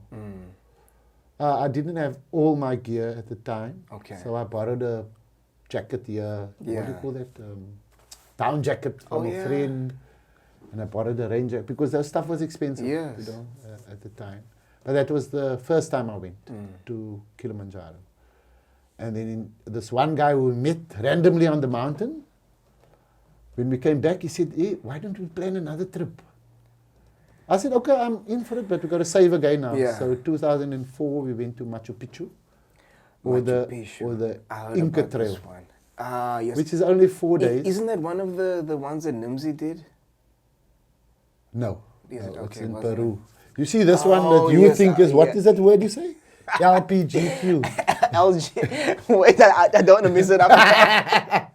LGBTQ. Yeah, so he says my LGBT. cap is a gay cap, or but I support him. When It's okay. when I saw the colors, I just thought it was, he was a supporter. Okay. He's I'm a supporter, yeah, it's okay. Yeah. But then I read the fine print and it said Peru. Cusco. Cusco. Yeah. Cusco, Peru. Yeah. So after Kili, it was Peru. Yeah. Okay. And Peru was just, I went alone. It was magical. You know, the Peruvians are short people. You went alone. Yeah, I went with a you just group. decided, okay. Me and Quentin, this Okay. buddy we met randomly. He also came here, me and Quentin. But we went with an organized group, Okay. you know. So Why did you decide Peru though? Why did you decide it was a little bit, Machu Picchu? it was lower than Kili. So Oh. so we decided there at Kilimanjaro we want to do more. Okay. So instead of going higher, we thought, okay, let's go lower and see how our bodies react and do some extra after. So I went to Rio de Janeiro. Oh wait, before we talk about Rio, the place that I love so much, that I fell in love Yes, with. I know you were there. My second home. Yeah, but okay. Okay. So how long was this one? Oh no, this was if I say a short one, it was like 4 days. Okay. But we did a lot of, with the organizers, we did a lot of sightseeing. Yes. Because the Peruvians are small people, and if you Google it, you'll see that they still used, I'm serious now, old methods, you know, when they built stuff. They didn't use cement, they cut the rocks in shapes to fit and the whole wow. tutti. But they're small. Okay. And they also built a lot of, within the mountains, you know, they built caves and stuff. Oh wow. And then that was actually I would call that a chill-like. Oh. It's not that tough As intense. because we've been to Kili. And yes. Oh yes. Yeah. And the altitude isn't so high also. Okay. That was in 2004. Okay. And then in 2005, I went back. Wait. You went to Rio. Oh, yeah. I After went to Peru, yes. Yeah, so Why did you go to Rio? we just thought we in the area and we went to see In the area. Yeah, you know, we in Peru. So you just take a short flight, just check it out. Yeah, you we're know? in the area. Let's just go. And we saved a bit of money. Yeah. And you know, my bra, he drinks alcohol. I don't drink. Yeah. So I had to, if I say I had to actually take care of him because the woman, my bro, yes, I don't know if I can say this. You may. They are just fantabulous. Any age, shape or size. Yo. And then one night we went to a club there Yeah. called Hell, Hell. Okay. Where in Rio was this? In Rio itself. No, but it was like in Lapa or in which? Oh fuck! Almost. Let's say it was in Sea Point on the beachfront. You know. Sea Point. On On the Copacabana side? On the or Copacabana side, Ipanema? yeah. Okay. And I was, if I say I was blown away, not because of my age, but the club. I mean, we can't even talk like this, you know. I have to literally fucking shout your name. Yeah. If I say the music was cool, I like the style of. Oh yeah, I love their music. The music was just fantastic. But now I have to watch my bra, you know, because he's getting received now. And, you know, I don't drink, so. I'm telling you, the way those ladies move, it's poetry in motion. Like, No, I don't think it's poetry. I think they just got it, my bro. Nothing to do with poetry. Nothing to do with poetry. I was just blown away, like especially like samba, and yeah. It's crazy, but let me not speak about. Moving on. Moving on. And then after Machu Picchu, I went back to Kili the next year, 2005. Oh wow! Why did you decide to go back? No, I didn't decide. A friend, wait for this, who is a girl, not a girlfriend. Are you sure? Yes. Is the final answer, sir? Yeah, yes, my final. She asked me to take her. Yeah. And she was going to pay my trip. She did pay my trip, actually. Really? Yes, and it was. I'm sure she's not a girlfriend, sir. Definitely. Okay. And she is a mother of two. Is a mother of two. Okay. And when we left for Kili, she had a 6-pack, my bro. Holy shit! Yes, she was ready. She was shredded. She was ready. She was in shape. Yeah, she was in shape. That's awesome. So that is awesome. And that was really, we just went and we came back. You know, I didn't have an extended trip because she had to come home. That was in 2005. Then 2006, I'm trying to do this in order so that you... Yes. It's 2006, so I asked my bra, come we go try something serious now. You know, Aconcagua. Serious? Yeah, 691, I forget, 6963. But yeah. At the time, you don't know, it shrinks as the years go by. The mountain shrinks. Don't do cock. No, you can... Anyway, so he said, no, but he's not... All mountains or that mountain specifically? All mountains. Even Everest, you know, it comes... Why? I don't know the scientific explanation. No, I don't believe this. You can... What the fuck? The rock shrinks. Yeah, the mountain shrinks. Let me put that inside that side. Open up the screen. I need to find out. Why do mountains shrink? You can type that in. Yes. No, I'm first going to find out, do mountains shrink? There's grow. Okay, I don't even see shrink over there. Wait, fuck. Mountains shrink. Let me see. No. Why? Okay, why do mountains shrink? So it does shrink. What? I don't believe this. What do you mean you don't believe it? It's crazy. I've never even considered a mountain could shrink.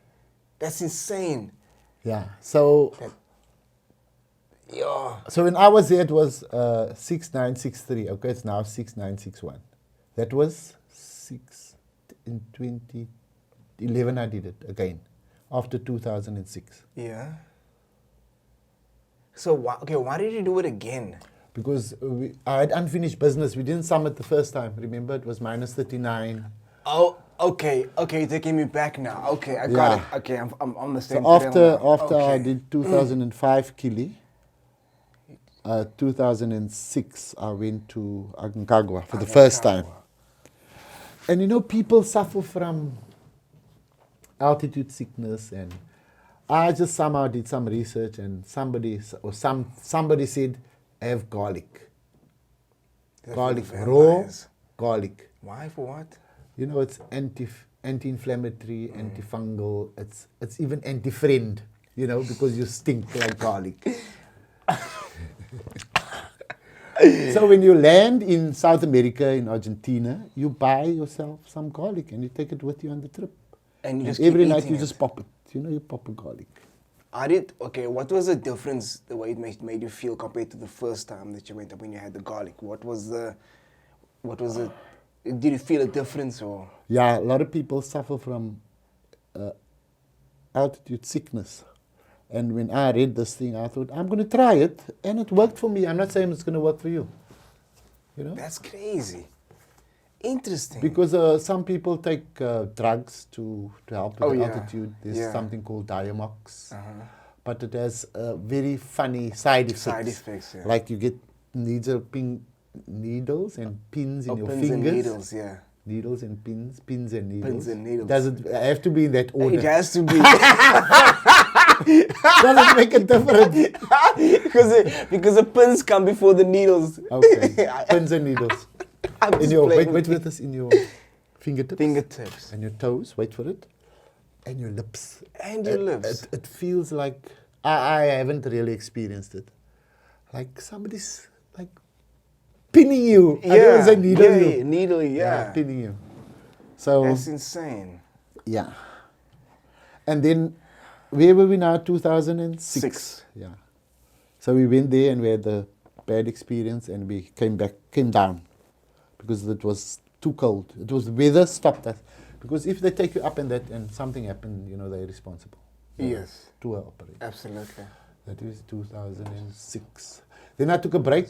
I had to save some more. Yeah. Then I went to Russia Wait, hold on. You went to Russia. to go climb Mount Elbrus. Let me just pull this over to this side. Okay, here we go. Mount what? Elbrus. Elbrus. They call it Bruce. Elbrus. Mount Elbrus. I want to see what this looks like. Yeah, he's very snowy and he's also cold. Mount Elbrus. L. No, E. Oh, A. E. L. B. Oh, there we go. Got it. Yeah. Okay. And it's 5, That's 6. a Doma volcano. 5, 6, 4, 2, yeah. That's crazy. So this wasn't so high, like. Yeah, it Okay. was a. Look, I shouldn't say it. It was. It looks beautiful though. Yeah, it was quite. It was Wow. quite fun for me, that one. That's incredible. And it's not long. It's like 5 days. Is it? Yeah, but we had to also wait for the weather window. You know, mountains have weather windows. Yes, indeed. Yeah. Indeed. So if the weather. I've learned much from 14 Peaks. Yeah. Yeah. So we spent 2 extra days at the hotel, but the Russians were very seer. Okay. What is seer now in English? Sour. Yeah, I weet mos wat ek wil sê. I know what you mean. I mean, they're not really friendly. they No, don't but smile. I think that is their general mannerism. They are just very serious. Do you They are think? serious. Do you I think think they are. that? I think they're very well. That's what they got portrayed in movies. They're very serious. Don't Yeah. fuck with me kind of people. Yes. You know. We had a young guy of 24, I forget his name, and he was very well spoken in English, but he smiled all the time. You know? Well, because you know he's a guy, so he's gonna be. He has to be friendly. Yeah. So I'm sure he's. You So know, that was in 2008. 2008. Yeah. So we went to Elbrus and I just came back. I didn't do a tour. add-on. Yeah, you didn't try Yeah, to because the explore Russians and- was just... Yeah, we went to St. Petersburg and those Oh, famous nice. places. But it wasn't extended. It was part of the package. I see. That was 2008. And then 2010, I took the ladies that I trained to Kilimanjaro. Kilimanjaro, yes. And then in 2011, I went back to Aconcagua. Yes. And In 2011. So you went 3 times. no, there were 2 times. 2006 Yes. and 2011. Oh, okay. I thought it was 2004. It was Aconcagua. No, man, 2004 was... Kili. No, Machu Picchu. Wait, You must write it down. Machu- The Inca Trail. Yes, you went to the Inca Trail. Okay. So 2011, it was magic because we summited and I turned 50 that year. So it Oh, was a nice wow. surprise. Yes. Wow, that's awesome. Yeah, so when I came home, it was over December and January trip. And my birthday was in February. Mos, weet jy gehoor? Mos. Happy birthday. So my sisters organized a like a party for Nice. me. A 60s party. Oh, wow. Nice theme. Yes, it was like you didn't have to dress up. You know. Okay. You could come with a broken T-shirt. Come as you are. Yeah, a hippie. Yeah, Yeah. nice. You could, no, I can't say that. You could do whatever you want to do. So after Aconcagua, after the big celebration, the 5-0, where did you go to then? What is the next challenge? That was in 2011. Yes. I don't know what happened after 2011, but I know that I did 2015 only. We went to climb Mount Kenya. Oh. But in between there was other, like the Fish River Canyon, and I did the Amatola. I'm sure you don't know what I'm talking about, but these are all major hikes in South Africa. Okay. Okay, the Fish River Canyon is in Namibia. Oh. How long are those hikes? There are some speedsters who can do it in 4 days, and us normal people, we take six days, or even people who do it in 7, who actually enjoy the hike. I'm not saying the fast ones don't enjoy it. Yeah. But there's this whole thing of trying to finish it as fast as possible. Yeah. And then also in between that, we did something in Namibia called No-Kloof. It's an 8-day. 8 days in the desert and harsh terrain. Just hold it. I just wanna adjust your mic. I don't know. It's a bit low. Okay. So we're just gonna pause, guys. Just give us 1 second. So 4 days in Namibia. No, 8 days. 8 days. Sorry, in the desert. Yeah. In the desert, yes. Okay. Which is, I mean, the terrain varies. You know, I mean, there's flat sections. There's not high sections, but you also go up, and the big thing in Namibia, it's hot. We're talking like 40 degrees in the shade, and you have to start early. If I say early, like 5:30 in the morning, 11 o'clock is your breakfast. You know, you must have something to eat when you start at 4:30. Yes. But the sun is the hottest between 11 and 2, so then you stop for lunch. But you don't stop till 2 o'clock. You know, you have your lunch, make sure you have a cool spot. Yeah. And then there's the in-betweeners, Arangeskop, which is in Robertson. I think it's known as the Kilimanjaro of the Western Cape. Yes. It's not that high, but it's hard. Day 1 is up. It's about, I think it's 2-1. I might be, people can correct me. Arangeskop in Robertson. And that is also one. I didn't even know there was. Yeah, it's a weekend hike. Is it? It is also known as I said already, the Kilimanjaro of the Western Cape. Yeah. But it's also the best cabin. It's built in the rock. Wow. And it's got a donkey to heat your water for a hot shower. It's got double beds if you are hot. Wait, a donkey to what? To heat your water? Water so that you can shower. How does a donkey heat the water? It goes through the heat goes through the pipes and heat the water. The heat? What is Jay vertraag? I'm thinking of a donkey, like an actual donkey. Oh, you're talking about... No, I was like, how does this fucking donkey heat the water? Okay, so got you. that is one of the... It also has double beds with mattresses and pillows. Wow. It's almost like they call it glamping. No, you have to carry your shit up there.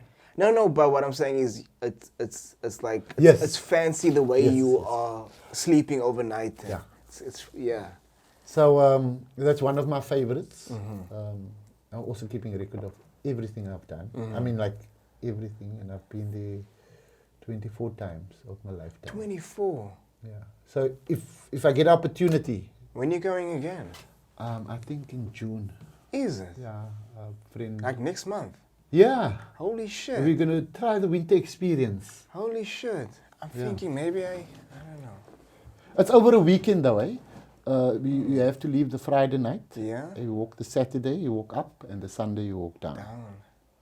Sounds like an amazing experience. But it is for me, and it's not fast. You know, like some people can do it in 5 hours or 4 hours. We take all day. I mean, you just have a good time, enjoy the experience. And especially for first timers, if you think that Platteklip is hard, this is, I'm going to say like 3 times harder. Oh, wow. There's sometimes when you walk flat or zigzag, but it's just up. It's just up. And a lot of people struggle with that. Is it? Yeah. Sure, man. It sounds awesome. So I've done in South Africa most, not all. Most of the, we call it multi-day hikes, over 4 days or 3 days, 5 days. Most of them. Okay. And I like to revisit them after a couple of years. Just to see how they're doing. Yeah, yeah.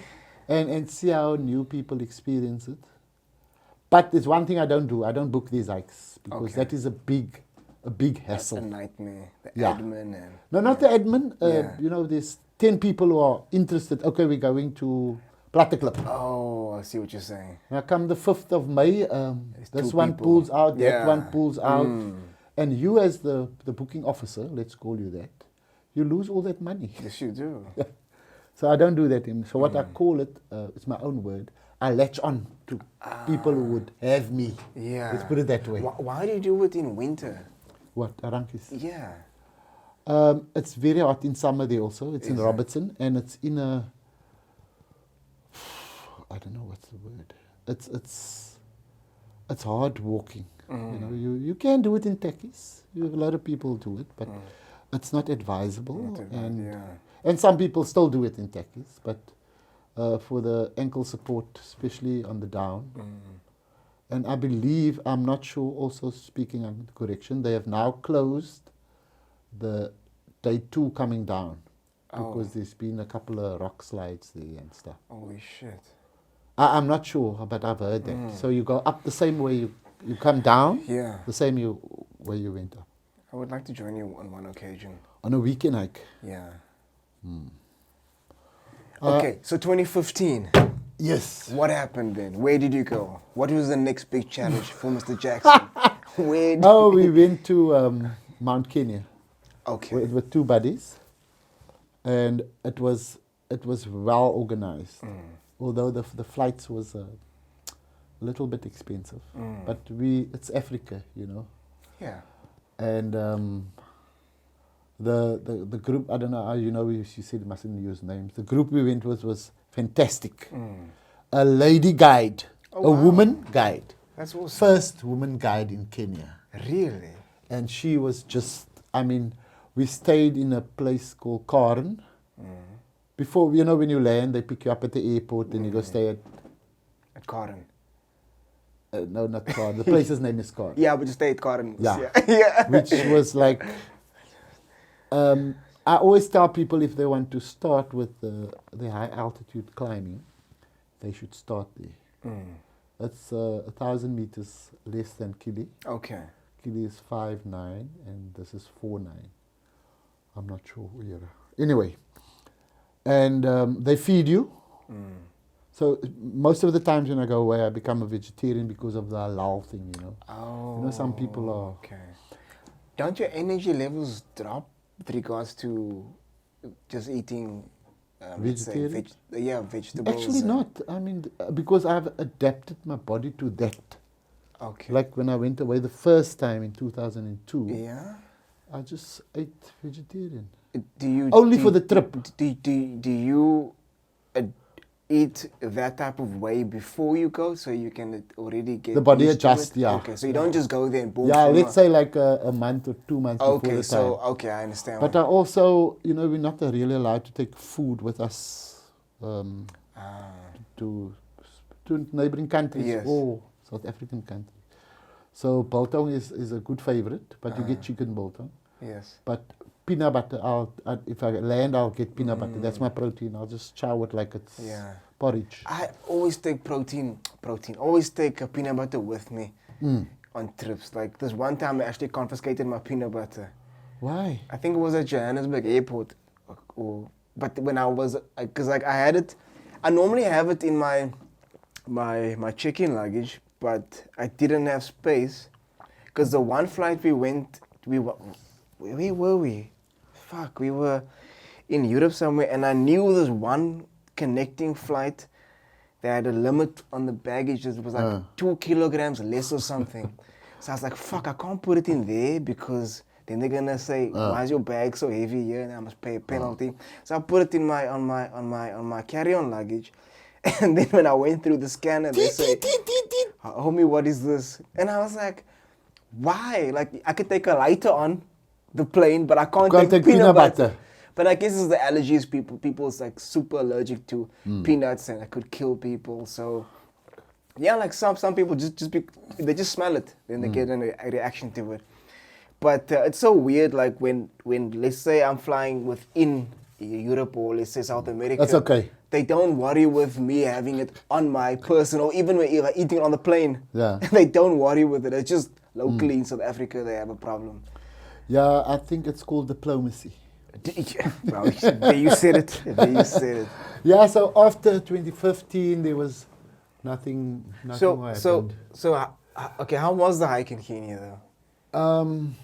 For me, it was magic. It was nothing compared to Kili or anything. Okay. Because it's on the equator and it's hot there. Oh, it's hot, yes. Yeah, if I say it's hot, it's really hot. You can walk with the shorts every day. Only the day when you go to the summit, it's always snowy. You've got snow peaks. But people do it in the shorts. Okay. It was nice. It was my first time that I traveled with friends. Okay. And they say when you travel with friends, the true colors come out. You know that one. Yeah. My buddy, on day 2 already, he was fucked. If I say fucked, I mean he was struggling. Is it? But I coached him on and got to camp. And it was also raining that day, so I just told him to get undressed and put warm clothes on and he can go sleep. But first, drink this. I gave him game at the time. Okay. He said, but he's tired, I said, just drink this and don't think you're going to sleep till tomorrow. You're going to sleep for an hour because you need to eat. Yes. What happens on altitude everywhere is people lose their appetite. Look, I could say I'm a big eater. And when I get there, I eat more because I don't have a real protein like meat or chicken. So I just chow. So it's hard for others to just chow, just... I like the way you said the real protein. Yeah. I had to mention it, but keep going, sir. Yes, so the only way... And, you get in Nepal, you do get dal and rice. In Kenya, they also make serious protein meals. You get pasta and... The guys who guide you, they need to have a nutritional plan because they know that the people that need the energy. Absolutely. So I don't do other protein. If I say other like supplements. Oh, you don't do like whey protein and that No. kind of thing. I just... Any reason why you don't? I don't know. I try to be. This is hard for me to be natural as possible, and I can say with all honesty, I don't suffer from headaches, migraines, anything, because I eat what I eat. You don't have any like blood pressure issues? And No, heart conditions? nux. Nothing. Yeah. No diabetes, nothing. No, and I mean, because with Discovery, I know we mustn't throw names around, but we do this health check once a year, so Okay. so they check all that stuff. Yeah, and you're a tip-top condition. Yeah. Mountain fit. Mountain goat shape. For people who don't know, he's called the tractor on the mountain. Yes, you know, you get guys like Alvin who's called the goat, and then Sandile is a speedster. The bullet. The bullet, The yeah. bullet, yeah. Yeah. So, look, and even, especially, with, I mustn't say it, going to parties, the fritter. Oh, yeah. For us, it's Yeah. all about the food, my bro. All about the food. And we forget. Yeah. Tomorrow you must go to Platteklip to work off that one slice of cake. And no matter how hard you work, you'll never work that off in one day. Yeah. It is going to take time. And I always tell people, my friend Alvin, he's got a six-pack. Don't. Me, wait, I got a cooler box, can you see? And inside my cooler box is the six-pack. But I'm working on it. You are. You are. It's not like, I want to say, like some people, they can't see their speciality. If I get to that stage, then I'm going to moor myself. I know what you mean. Yeah. But I mean, do you really want a six-pack? Or just want to, do you just want a flat? At this stage, wait for this, at this stage, At your young age, yes, and general state of disillusionment, it doesn't bother me. it doesn't. I can tie my laces, you know. Yeah. And I can still see it. I can still see. You know, some people can't see it. True, eh? Yeah, True. and that for me is a problem. So I am really trying. If I say trying, not I have really cut out mostly bread and sugar. Sugars, yeah. But there's still the craving. So I am guilty. I'm not perfect. I don't want to be perfect. No, it's all about balance, man. Yeah. Everything in moderation. And you know, the strange thing is, and this is my secret for those people out You there. want to give your secrets away? Yeah. Shit. The secret is to, like with the challenge, people up to today still don't believe me. I live on dates and water. And like after lap 2, I had a sandwich. So you don't need anything, just dates and water. When I'm doing the challenge. Yes, and yes, like yes. this morning, Yeah. before I left, I had like 4 dates and I drank a glass of water and I go. Holy shit. And then when I come down, excuse me, I have an apple and I drink a slow mag, Okay. the effervescent one. Maybe it's poison, but it works for me. It's poison. Is it poison? I don't know. You just talk about poison now. Why would you Yeah. think it's poison? No, people say, we mustn't take supplements. Oh. But at this age, it's good. It's magnesium Look, for the bones and stuff. And Look, there are certain nutrients that your body can't make on its own. yeah, especially in a later age. Okay, I don't know about that. They want me to watch it. But look, like the way we train, we are physical, we exert ourselves, we put our bodies through certain rigorous exercises, and I think any help that we can get externally, I'm not talking about steroids now. Yeah. I'm talking about, as naturally as we can. It's possible, yeah. I think we should, use what we can just to help the process, because recovery is important. Yeah. And we want to do it as long as we can. As the longevity is important. We don't just want to crash and burn. Yeah, and I have this habit on recovery. Yeah. Every day. People laugh at me. I don't care. But I try to sleep at 9. At 9 o'clock. I try. yeah. Okay. But maybe 10 for the latest. And Yes. it works for me. I also get up And early. what like time do you rise? I rise about 4:30. Okay. And it doesn't, if I say I'm rested, it's not like a sleep that disturbed or anything. And I mean, it's not just since yesterday, it's been... You've been doing this yeah. since Van Riebeek was here. Oh, fuck, Van Riebeek hit me. Yeah, but I've been doing it for a long time. And now. it's working for you. Yeah.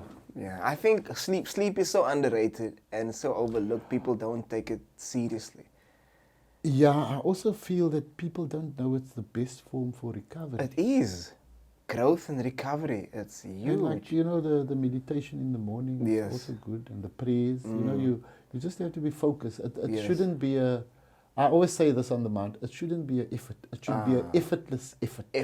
Everything you do, because everything. if you're going to say, oh, fuck, I'm just waiting. raining, It's all about the attitude. Yeah. Like I've been getting a bit more sleep. I've been making an effort to get more sleep because I've been going to bed way too late and getting... What is late? 11 o'clock? 12 o'clock? Okay, I've been getting, let's say, I used to, when I was extremely busy, I used to get like less than 5 hours of sleep. Okay. And that used to kill me. So Have you got deadlines, or how does it work? Yeah, like especially when when I've got so many things at the same time going on. Like let's say I must do a movie, or let's say I must got a music or a song coming out at the same time, and I had to put this podcast together. I had to start planning. I had to start getting arrangements. I had to start, Yeah, but you're documenting it now. Yeah. I mean, you got to schedule it. You got to have the calendar. Yes. You know that now that I've got more things under control now I understand more. Now I can really sit down and schedule things better, because now I've got the hang of it more now. Now I've got kind of a, how do you say, more of like a balance. Yeah. So and now, a relaxed schedule. Exactly. So now I know how to handle things, because it was all new to me. Everything all at once, it was all new to me. But now I understand the process. Now I understand it more. So how did you start with the podcast? Let's get to that thing now. In the streets. It was during lockdown. I was I was just thinking about it, man, because like I'm a big consumer of podcasts.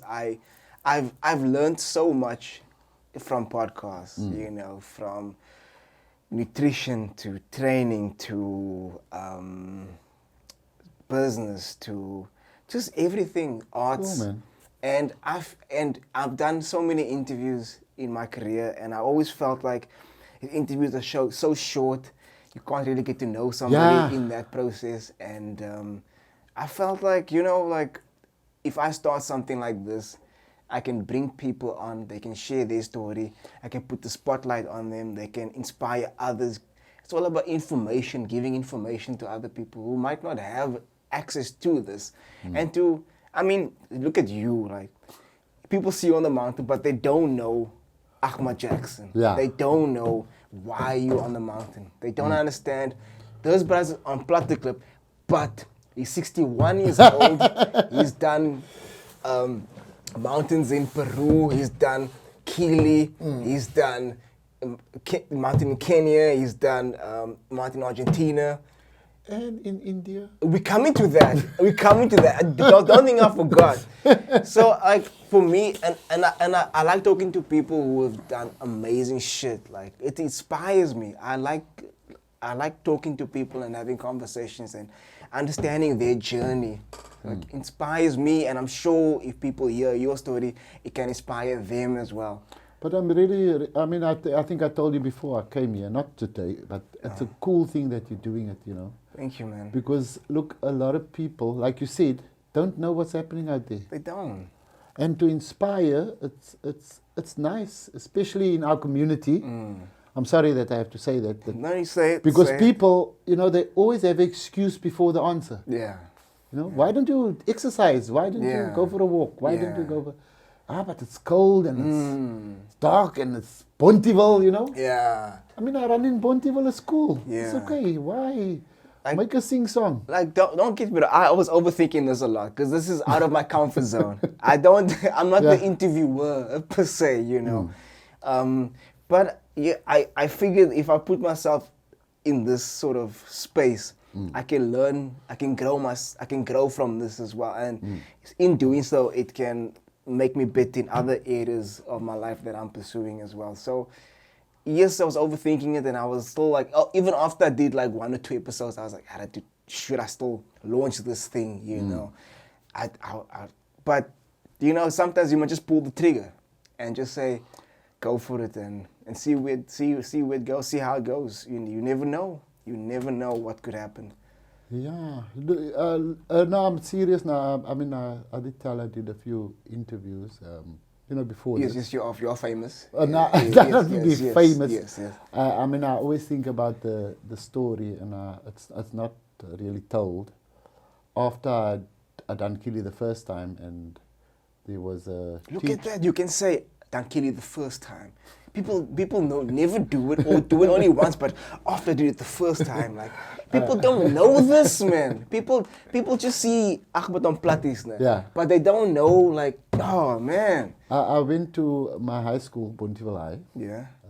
And they asked me to, you know, say a. Oh really? Yeah. How long after ago was this, in 2002. Is it back then already? What are we 22? 20 years ago. 20 years ago. Can you believe it? I'm only 21, do you know that?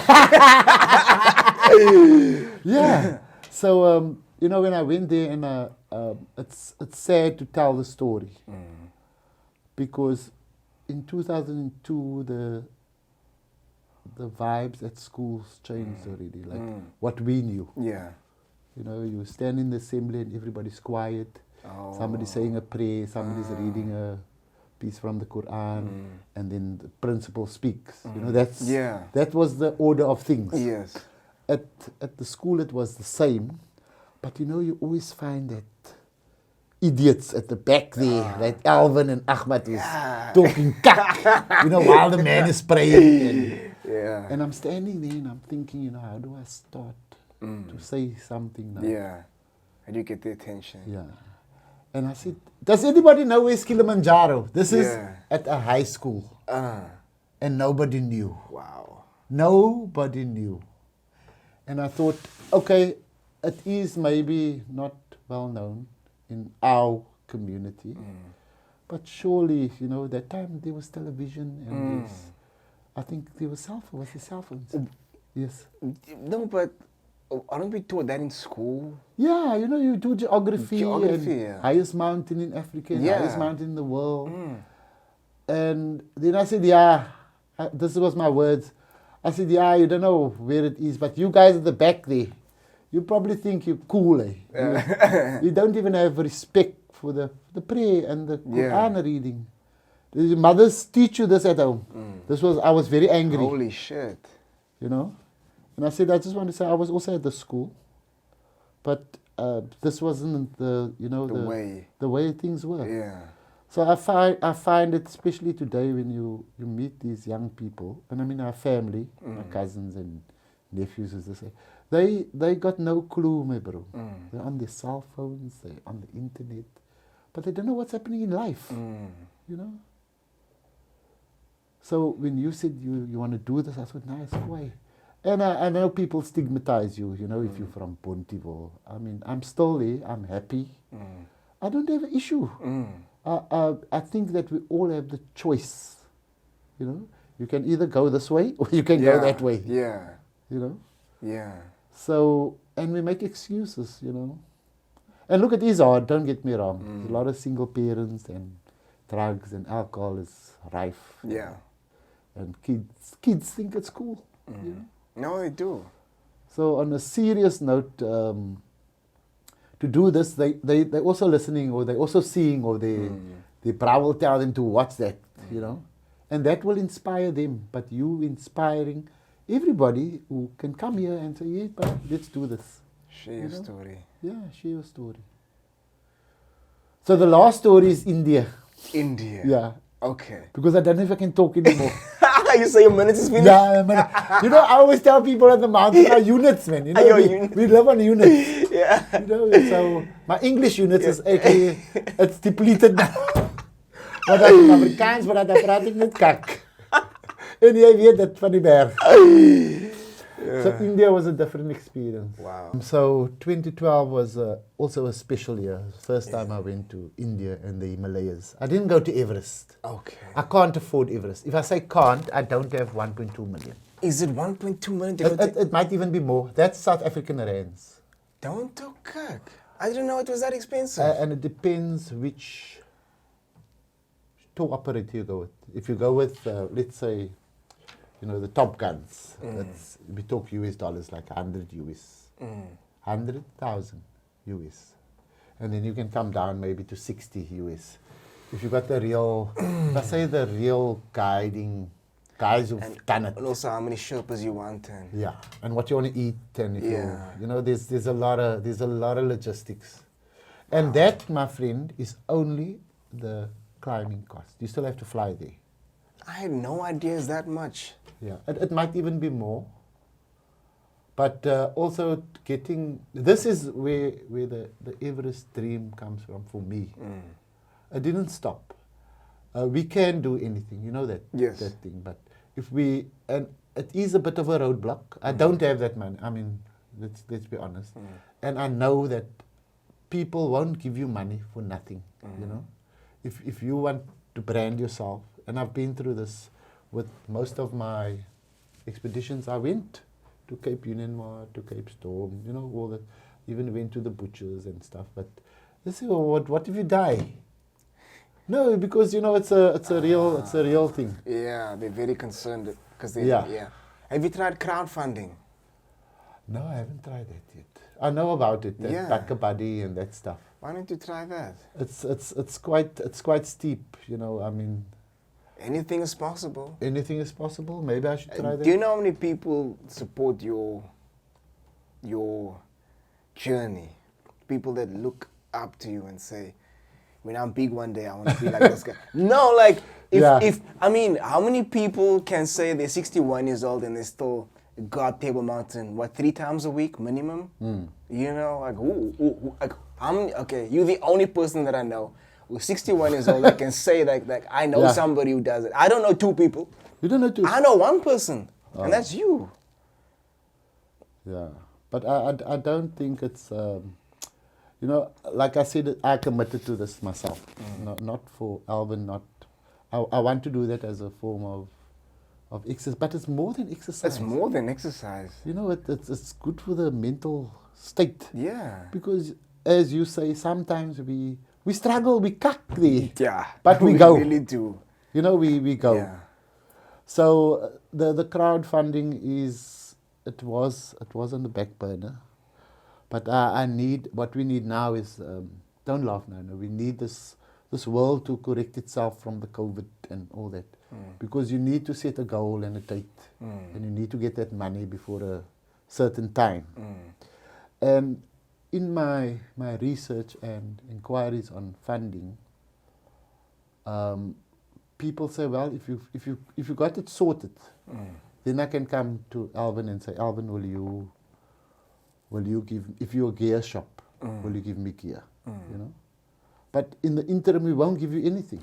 Because of the situation, of the climate and the... No, because of the COVID. money, the financial issue, you know. I mean, I did approach some, I can't say those names, to say, look, can I use your branding? So they say, yes, you can use our branding once you've got your financials shit sorted out. Okay. So I say, okay, I've now got my Everest money to go. Okay. You know. And I can also add that there was a group of friends who tried to do the Aconcagua thing that way. And people just, you know, our people. Yeah. Just push it aside. See, that's the thing, like, and I'm going to say it again, I said it before on the podcast, but in our Cape Colored community, like, we don't, we don't really want to see each other win, like, push each other, like, as long as you are not doing better than me, then we brass, maybe quiet. But if moment you want to start doing extraordinary shit or do great things, then it's like, nah. I mean, I'm even talking about close friends who, I'm going to say, who have the money, but they straight out need is, but fuck, what? You know, I'm not saying that, you know how it works, it just take one person to say, okay, Alvin, I'm going to come Just talk to you. Yeah. And then I told you can talk to somebody else, and then somebody else say, you know, contact this guy. Yeah. But like you said, our Cape Colored community, it's maybe a bit of an excuse. And then if you do want to do stuff, it's an issue. You know, like when I went to Kili the first time, even my family says, "But fuck, you're gonna freak there. Yeah. Why do you want to do this?" You know. And I was thinking, I told them, look, I don't want to go die there. I want to do it. And that was, the rest is history. The rest is and history. after that followed, you know, let's try something new. Yeah. Look, we know when we're in danger, and you know when it's time to say, okay, no, I'm not going to do it. I'm not going to do it anymore. Yeah. It's the same with the challenge, you know. There's a time limit, you know. Yes. Can I do 4? Can I do 5? Yeah. If you can't do 5, it's okay. It's okay. You know. But that is what we struggle with. We need to at least try. You can't just what if, what maybe, and you know, you have to do it. And if you don't make it, so what? It's okay. It's okay. But that is what we struggle with. At least you were brave enough to make an attempt. Try. Exactly. Yeah, so that was my story. The India one was magical. I mean, I did attempt something called Island Peak. Island Peak. What's the elevation like over there? I think it's 6'8" something. It was a bit lower than Aconcagua. Okay. Why did you choose this one? What made you decide? It is non-technical, and it's snow and ice. So here's the story. Snow in India. I didn't even... On the Himalayas. Yes, on the Himalayas, yes. Yeah, you're thinking India. I'm thinking, yes. All the fancy places, Yeah. Goa. I was actually thinking of going there. It's wonderful. Is it? The people are actually cool. I'm serious now. Really? All the places I've been. They don't want to con you. Is it? You just have to be awake. Yeah. You know? And I think that is the thing we should actually, if I say we humans should just actually become more aware. You know, I think this is where we stuck. We do the same thing over and over and over. And the Island Peak was non-technical. Yes. And Back to... Yeah. We want to finish this thing now, man. And I went with if I say I went to India, I didn't book it. I didn't book like a table car ride, go to up the car, and then I meet Alvin, he's going to take me around. Yeah. I went to India. And when I got there, I went to town. Yeah. Let's say, I don't know what town, Kathmandu. Okay. Yeah, I went to Kathmandu, and I stayed at a hotel, and I went like, I don't know what you call this, window shopping for a tour operator to take me to Island Peak. Okay. I didn't book it over the internet. Yeah. You went personally. And I was alone, one person. And the guy said, yeah, we can do it. And they charged me half the price that the internet charges. They gave me one guide and one porter. Yeah. And we did this magical thing in India. That is awesome. Because India, you sleep in tea houses. It's basically just a house, but they call it tea houses. Tea houses. But it's very cold. It's Is it? very cold. And in the mountainous regions, it's not that filthy. But like if you go to Mumbai and you know all these famous places that you hear on and see on TV, Yes. it's not that fancy. You know, it's like people who come to Cape Town and don't see Kailicha. You know I know what what I you mean. mean. Yeah. So it's not bringing us down, but and what I did, I met like a youngster and said, listen, at the hotel there, he was working there. I said, look, what time do you get off? Can you take me here? And I gave him a tip. So you have to connect with the people that live there, you know. It's like my friend, I usually travel with him, and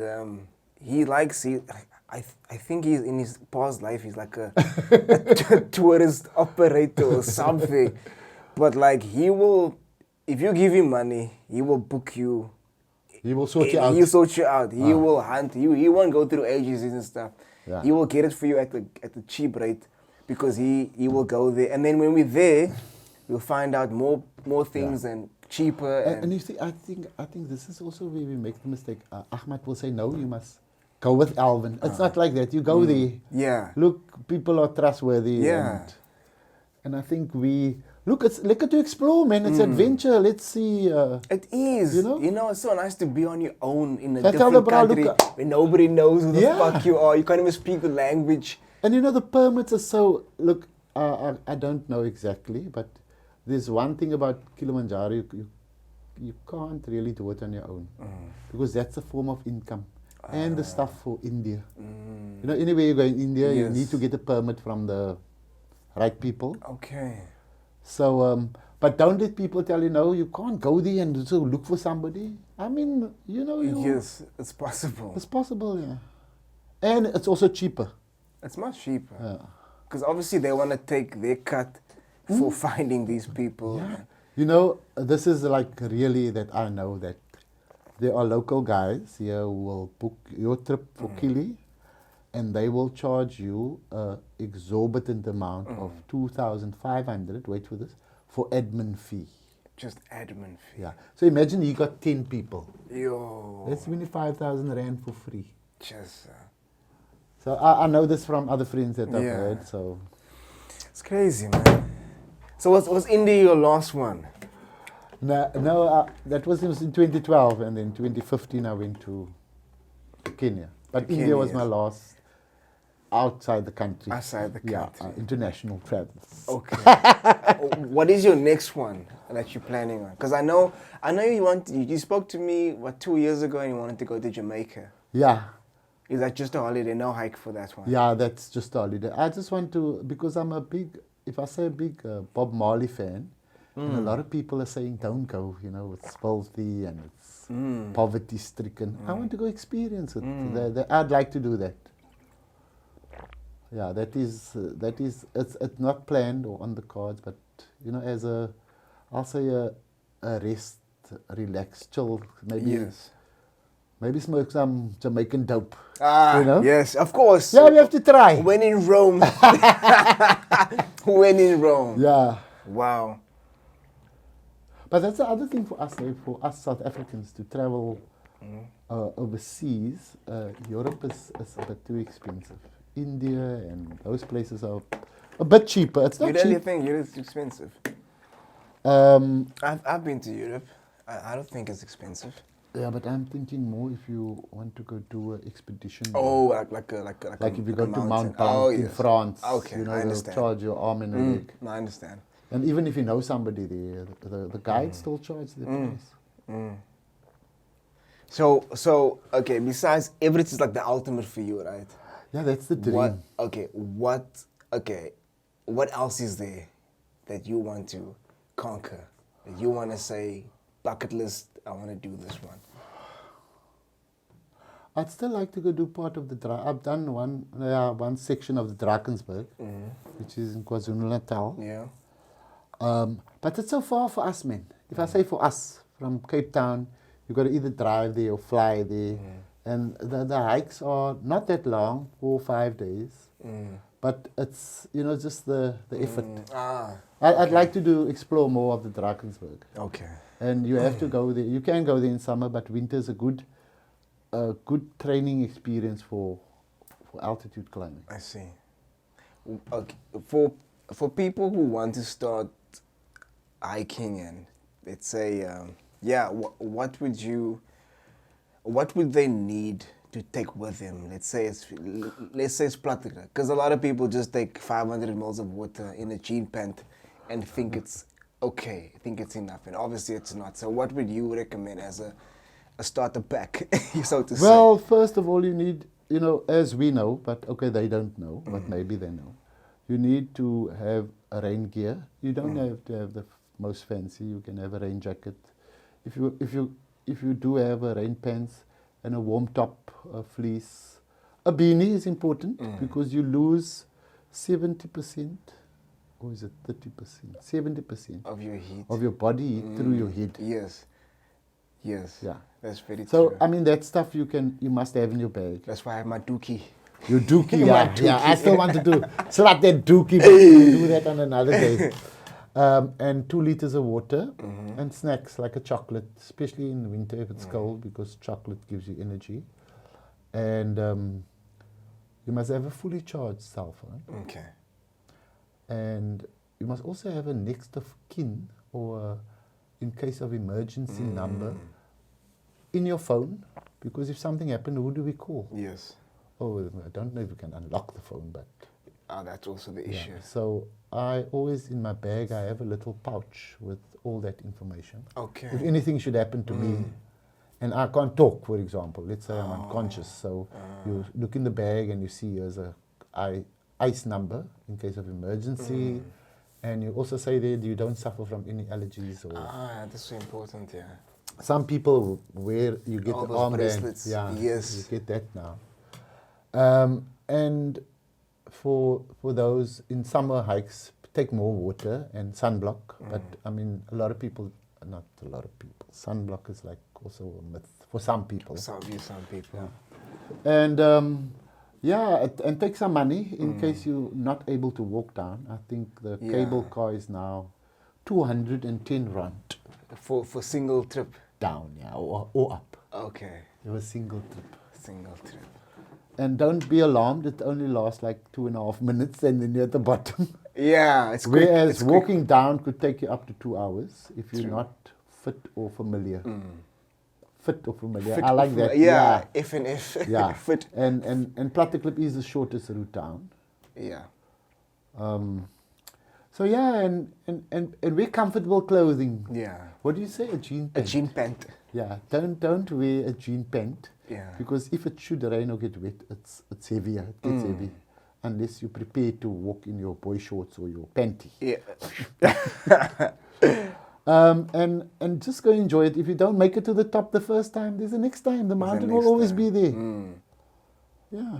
You know, like one time I got you at the mountain at the bottom, and then this was like maybe a few years ago, and you saw me using my inhaler, and you asked me to have asthma. Yeah. And I said, yeah, because I believed that I still had it. And after that day, I decided, let me not use this thing. Let me see if I still have it. Let me see if I don't have it, And since then, I realized I don't have asthma anymore. Wow, that's magic. Yeah. You know why? Because the lungs work harder going up. Going up, yes. And it regulates as it comes down. So you just stop just like I just stopped using it. And I was like, fuck it, I'm fine. Because like for me, I always still thought I had asthma. Because I was just in this routine of just using it because I needed to use it before I do exercise. And then I was like... And you just stopped just there. I never used it ever again. I never ever used that pump ever again. And on that topic, that those who go to the mountain must take their own medication. Yes. If you suffer from whatever, I don't even know what you can suffer from. You know, like if you can only take a Disprin if you have a headache, take a Disprin. Yeah. Don't expect somebody to have your friend to have a Disprin. Yeah. And mountain readiness, you know, you build up as you go. If I say readiness, you know, the only thing you can't borrow is obviously somebody's boots. So the first thing you get is a pair of decent tackies or boots. Yeah. And then after that you build up, you buy a rain jacket, you buy a fleece. But you don't have to buy all that stuff immediately as you go along. Gradually, yes. People would, like you said, you know, I haven't got this and I haven't got that. So I can't go to the mountain or I can't exercise. Yeah. You can make a plan, you know. Yeah, you can. Baby steps. Start with baby steps, yeah. Mr. Jackson. Mr. Why are you calling me Mr. Jackson? Because that is your surname. Yeah, I appreciate you for being here, for being willing to come on here and share your story with me, with everyone, with the millions and millions. Millions is going to watch this and you better watch it. When I was putting this together, you were at the top of my list to but come we on. couldn't do it sooner. You know, we couldn't due to Ramadan yes. and COVID, and let's look for more excuses. No, yeah. man. And you know, I if you were done, I would just say thank you for allowing me. I mean, it's just a mountain for me, and yeah, I do it, and I met you there. We Can you believe that? We met on the mountain. Yeah. At your love, your first love, or second love, or I don't know how many loves you've had. Oh, the love is just strong. It's just you know what I like mostly about Platteklip Yeah. and calling it my love? Yeah. She never complains, brah. She accepts me open arms. It can be raining, the wind can be pumping. Just come along. Come. And people get upset if I say that. Why? Because they say I'm retarded. Oh, how dare they? Yeah, how dare they? But thank you. But seriously, you were one of the first people I had in mind. Thank you for being here. Like, people don't know what it's... I mean, even if you look at the mountain, like, people... Like, from afar, people don't understand the effort it takes to get up there and get down there unless they do it themselves. So, it's like... To be 61, not out, and still knocking out these sixes and fours, these boundaries, and I like that, man. That's cool. It's really inspiring. People don't get it and understand it. So I appreciate everything that you're doing, even though you're doing it for your love. But you're doing it for us too. You know, you might not even know you're doing it for us. But thanks, man. You are. You don't even know how many people you are inspiring out there. But I'm sure it's a tremendous amount, and I'm sure people can learn from you and your experiences and just grow from it all. And I hope that you continue with this. I'd like to do that. And I hope you make it 120 this year. I'm sure you will. I'd like summits. That. Yeah, I'd like that. And yeah, man, just keep going for as long as you can. Just keep having fun. Keep being yourself. And we must take the selfie when we meet on the mountain. Because I don't know how it works. I said, Alvin, take a selfie here with the fucking phone weer. So yeah, let's keep meeting on the mountain. Let's keep. We should do this again sometime. Oh sure, but again. Yeah, because a shorter version because I didn't know I could talk so long. When you came here, you said I don't want to talk so long. I can't talk so long. And I don't know how long this has been, but I appreciate you for sharing and being so open about your journey and your story. So thanks, man. Thank you so much for having me. I mean, really, I would be sleeping now. Really? Thanks for welcoming me. Yeah, we can. Thank you so much, man. Thank you. I appreciate you. No, I do. Thank you, man. And we will chat again. I need to. Pause it down now. Goodbye. Bye. What you doing? doing out in these streets, Leroy? What you doing out in these streets? What you doing out? What you doing out? What you doing out in these streets? What you doing out in these streets, Leroy? We in these streets.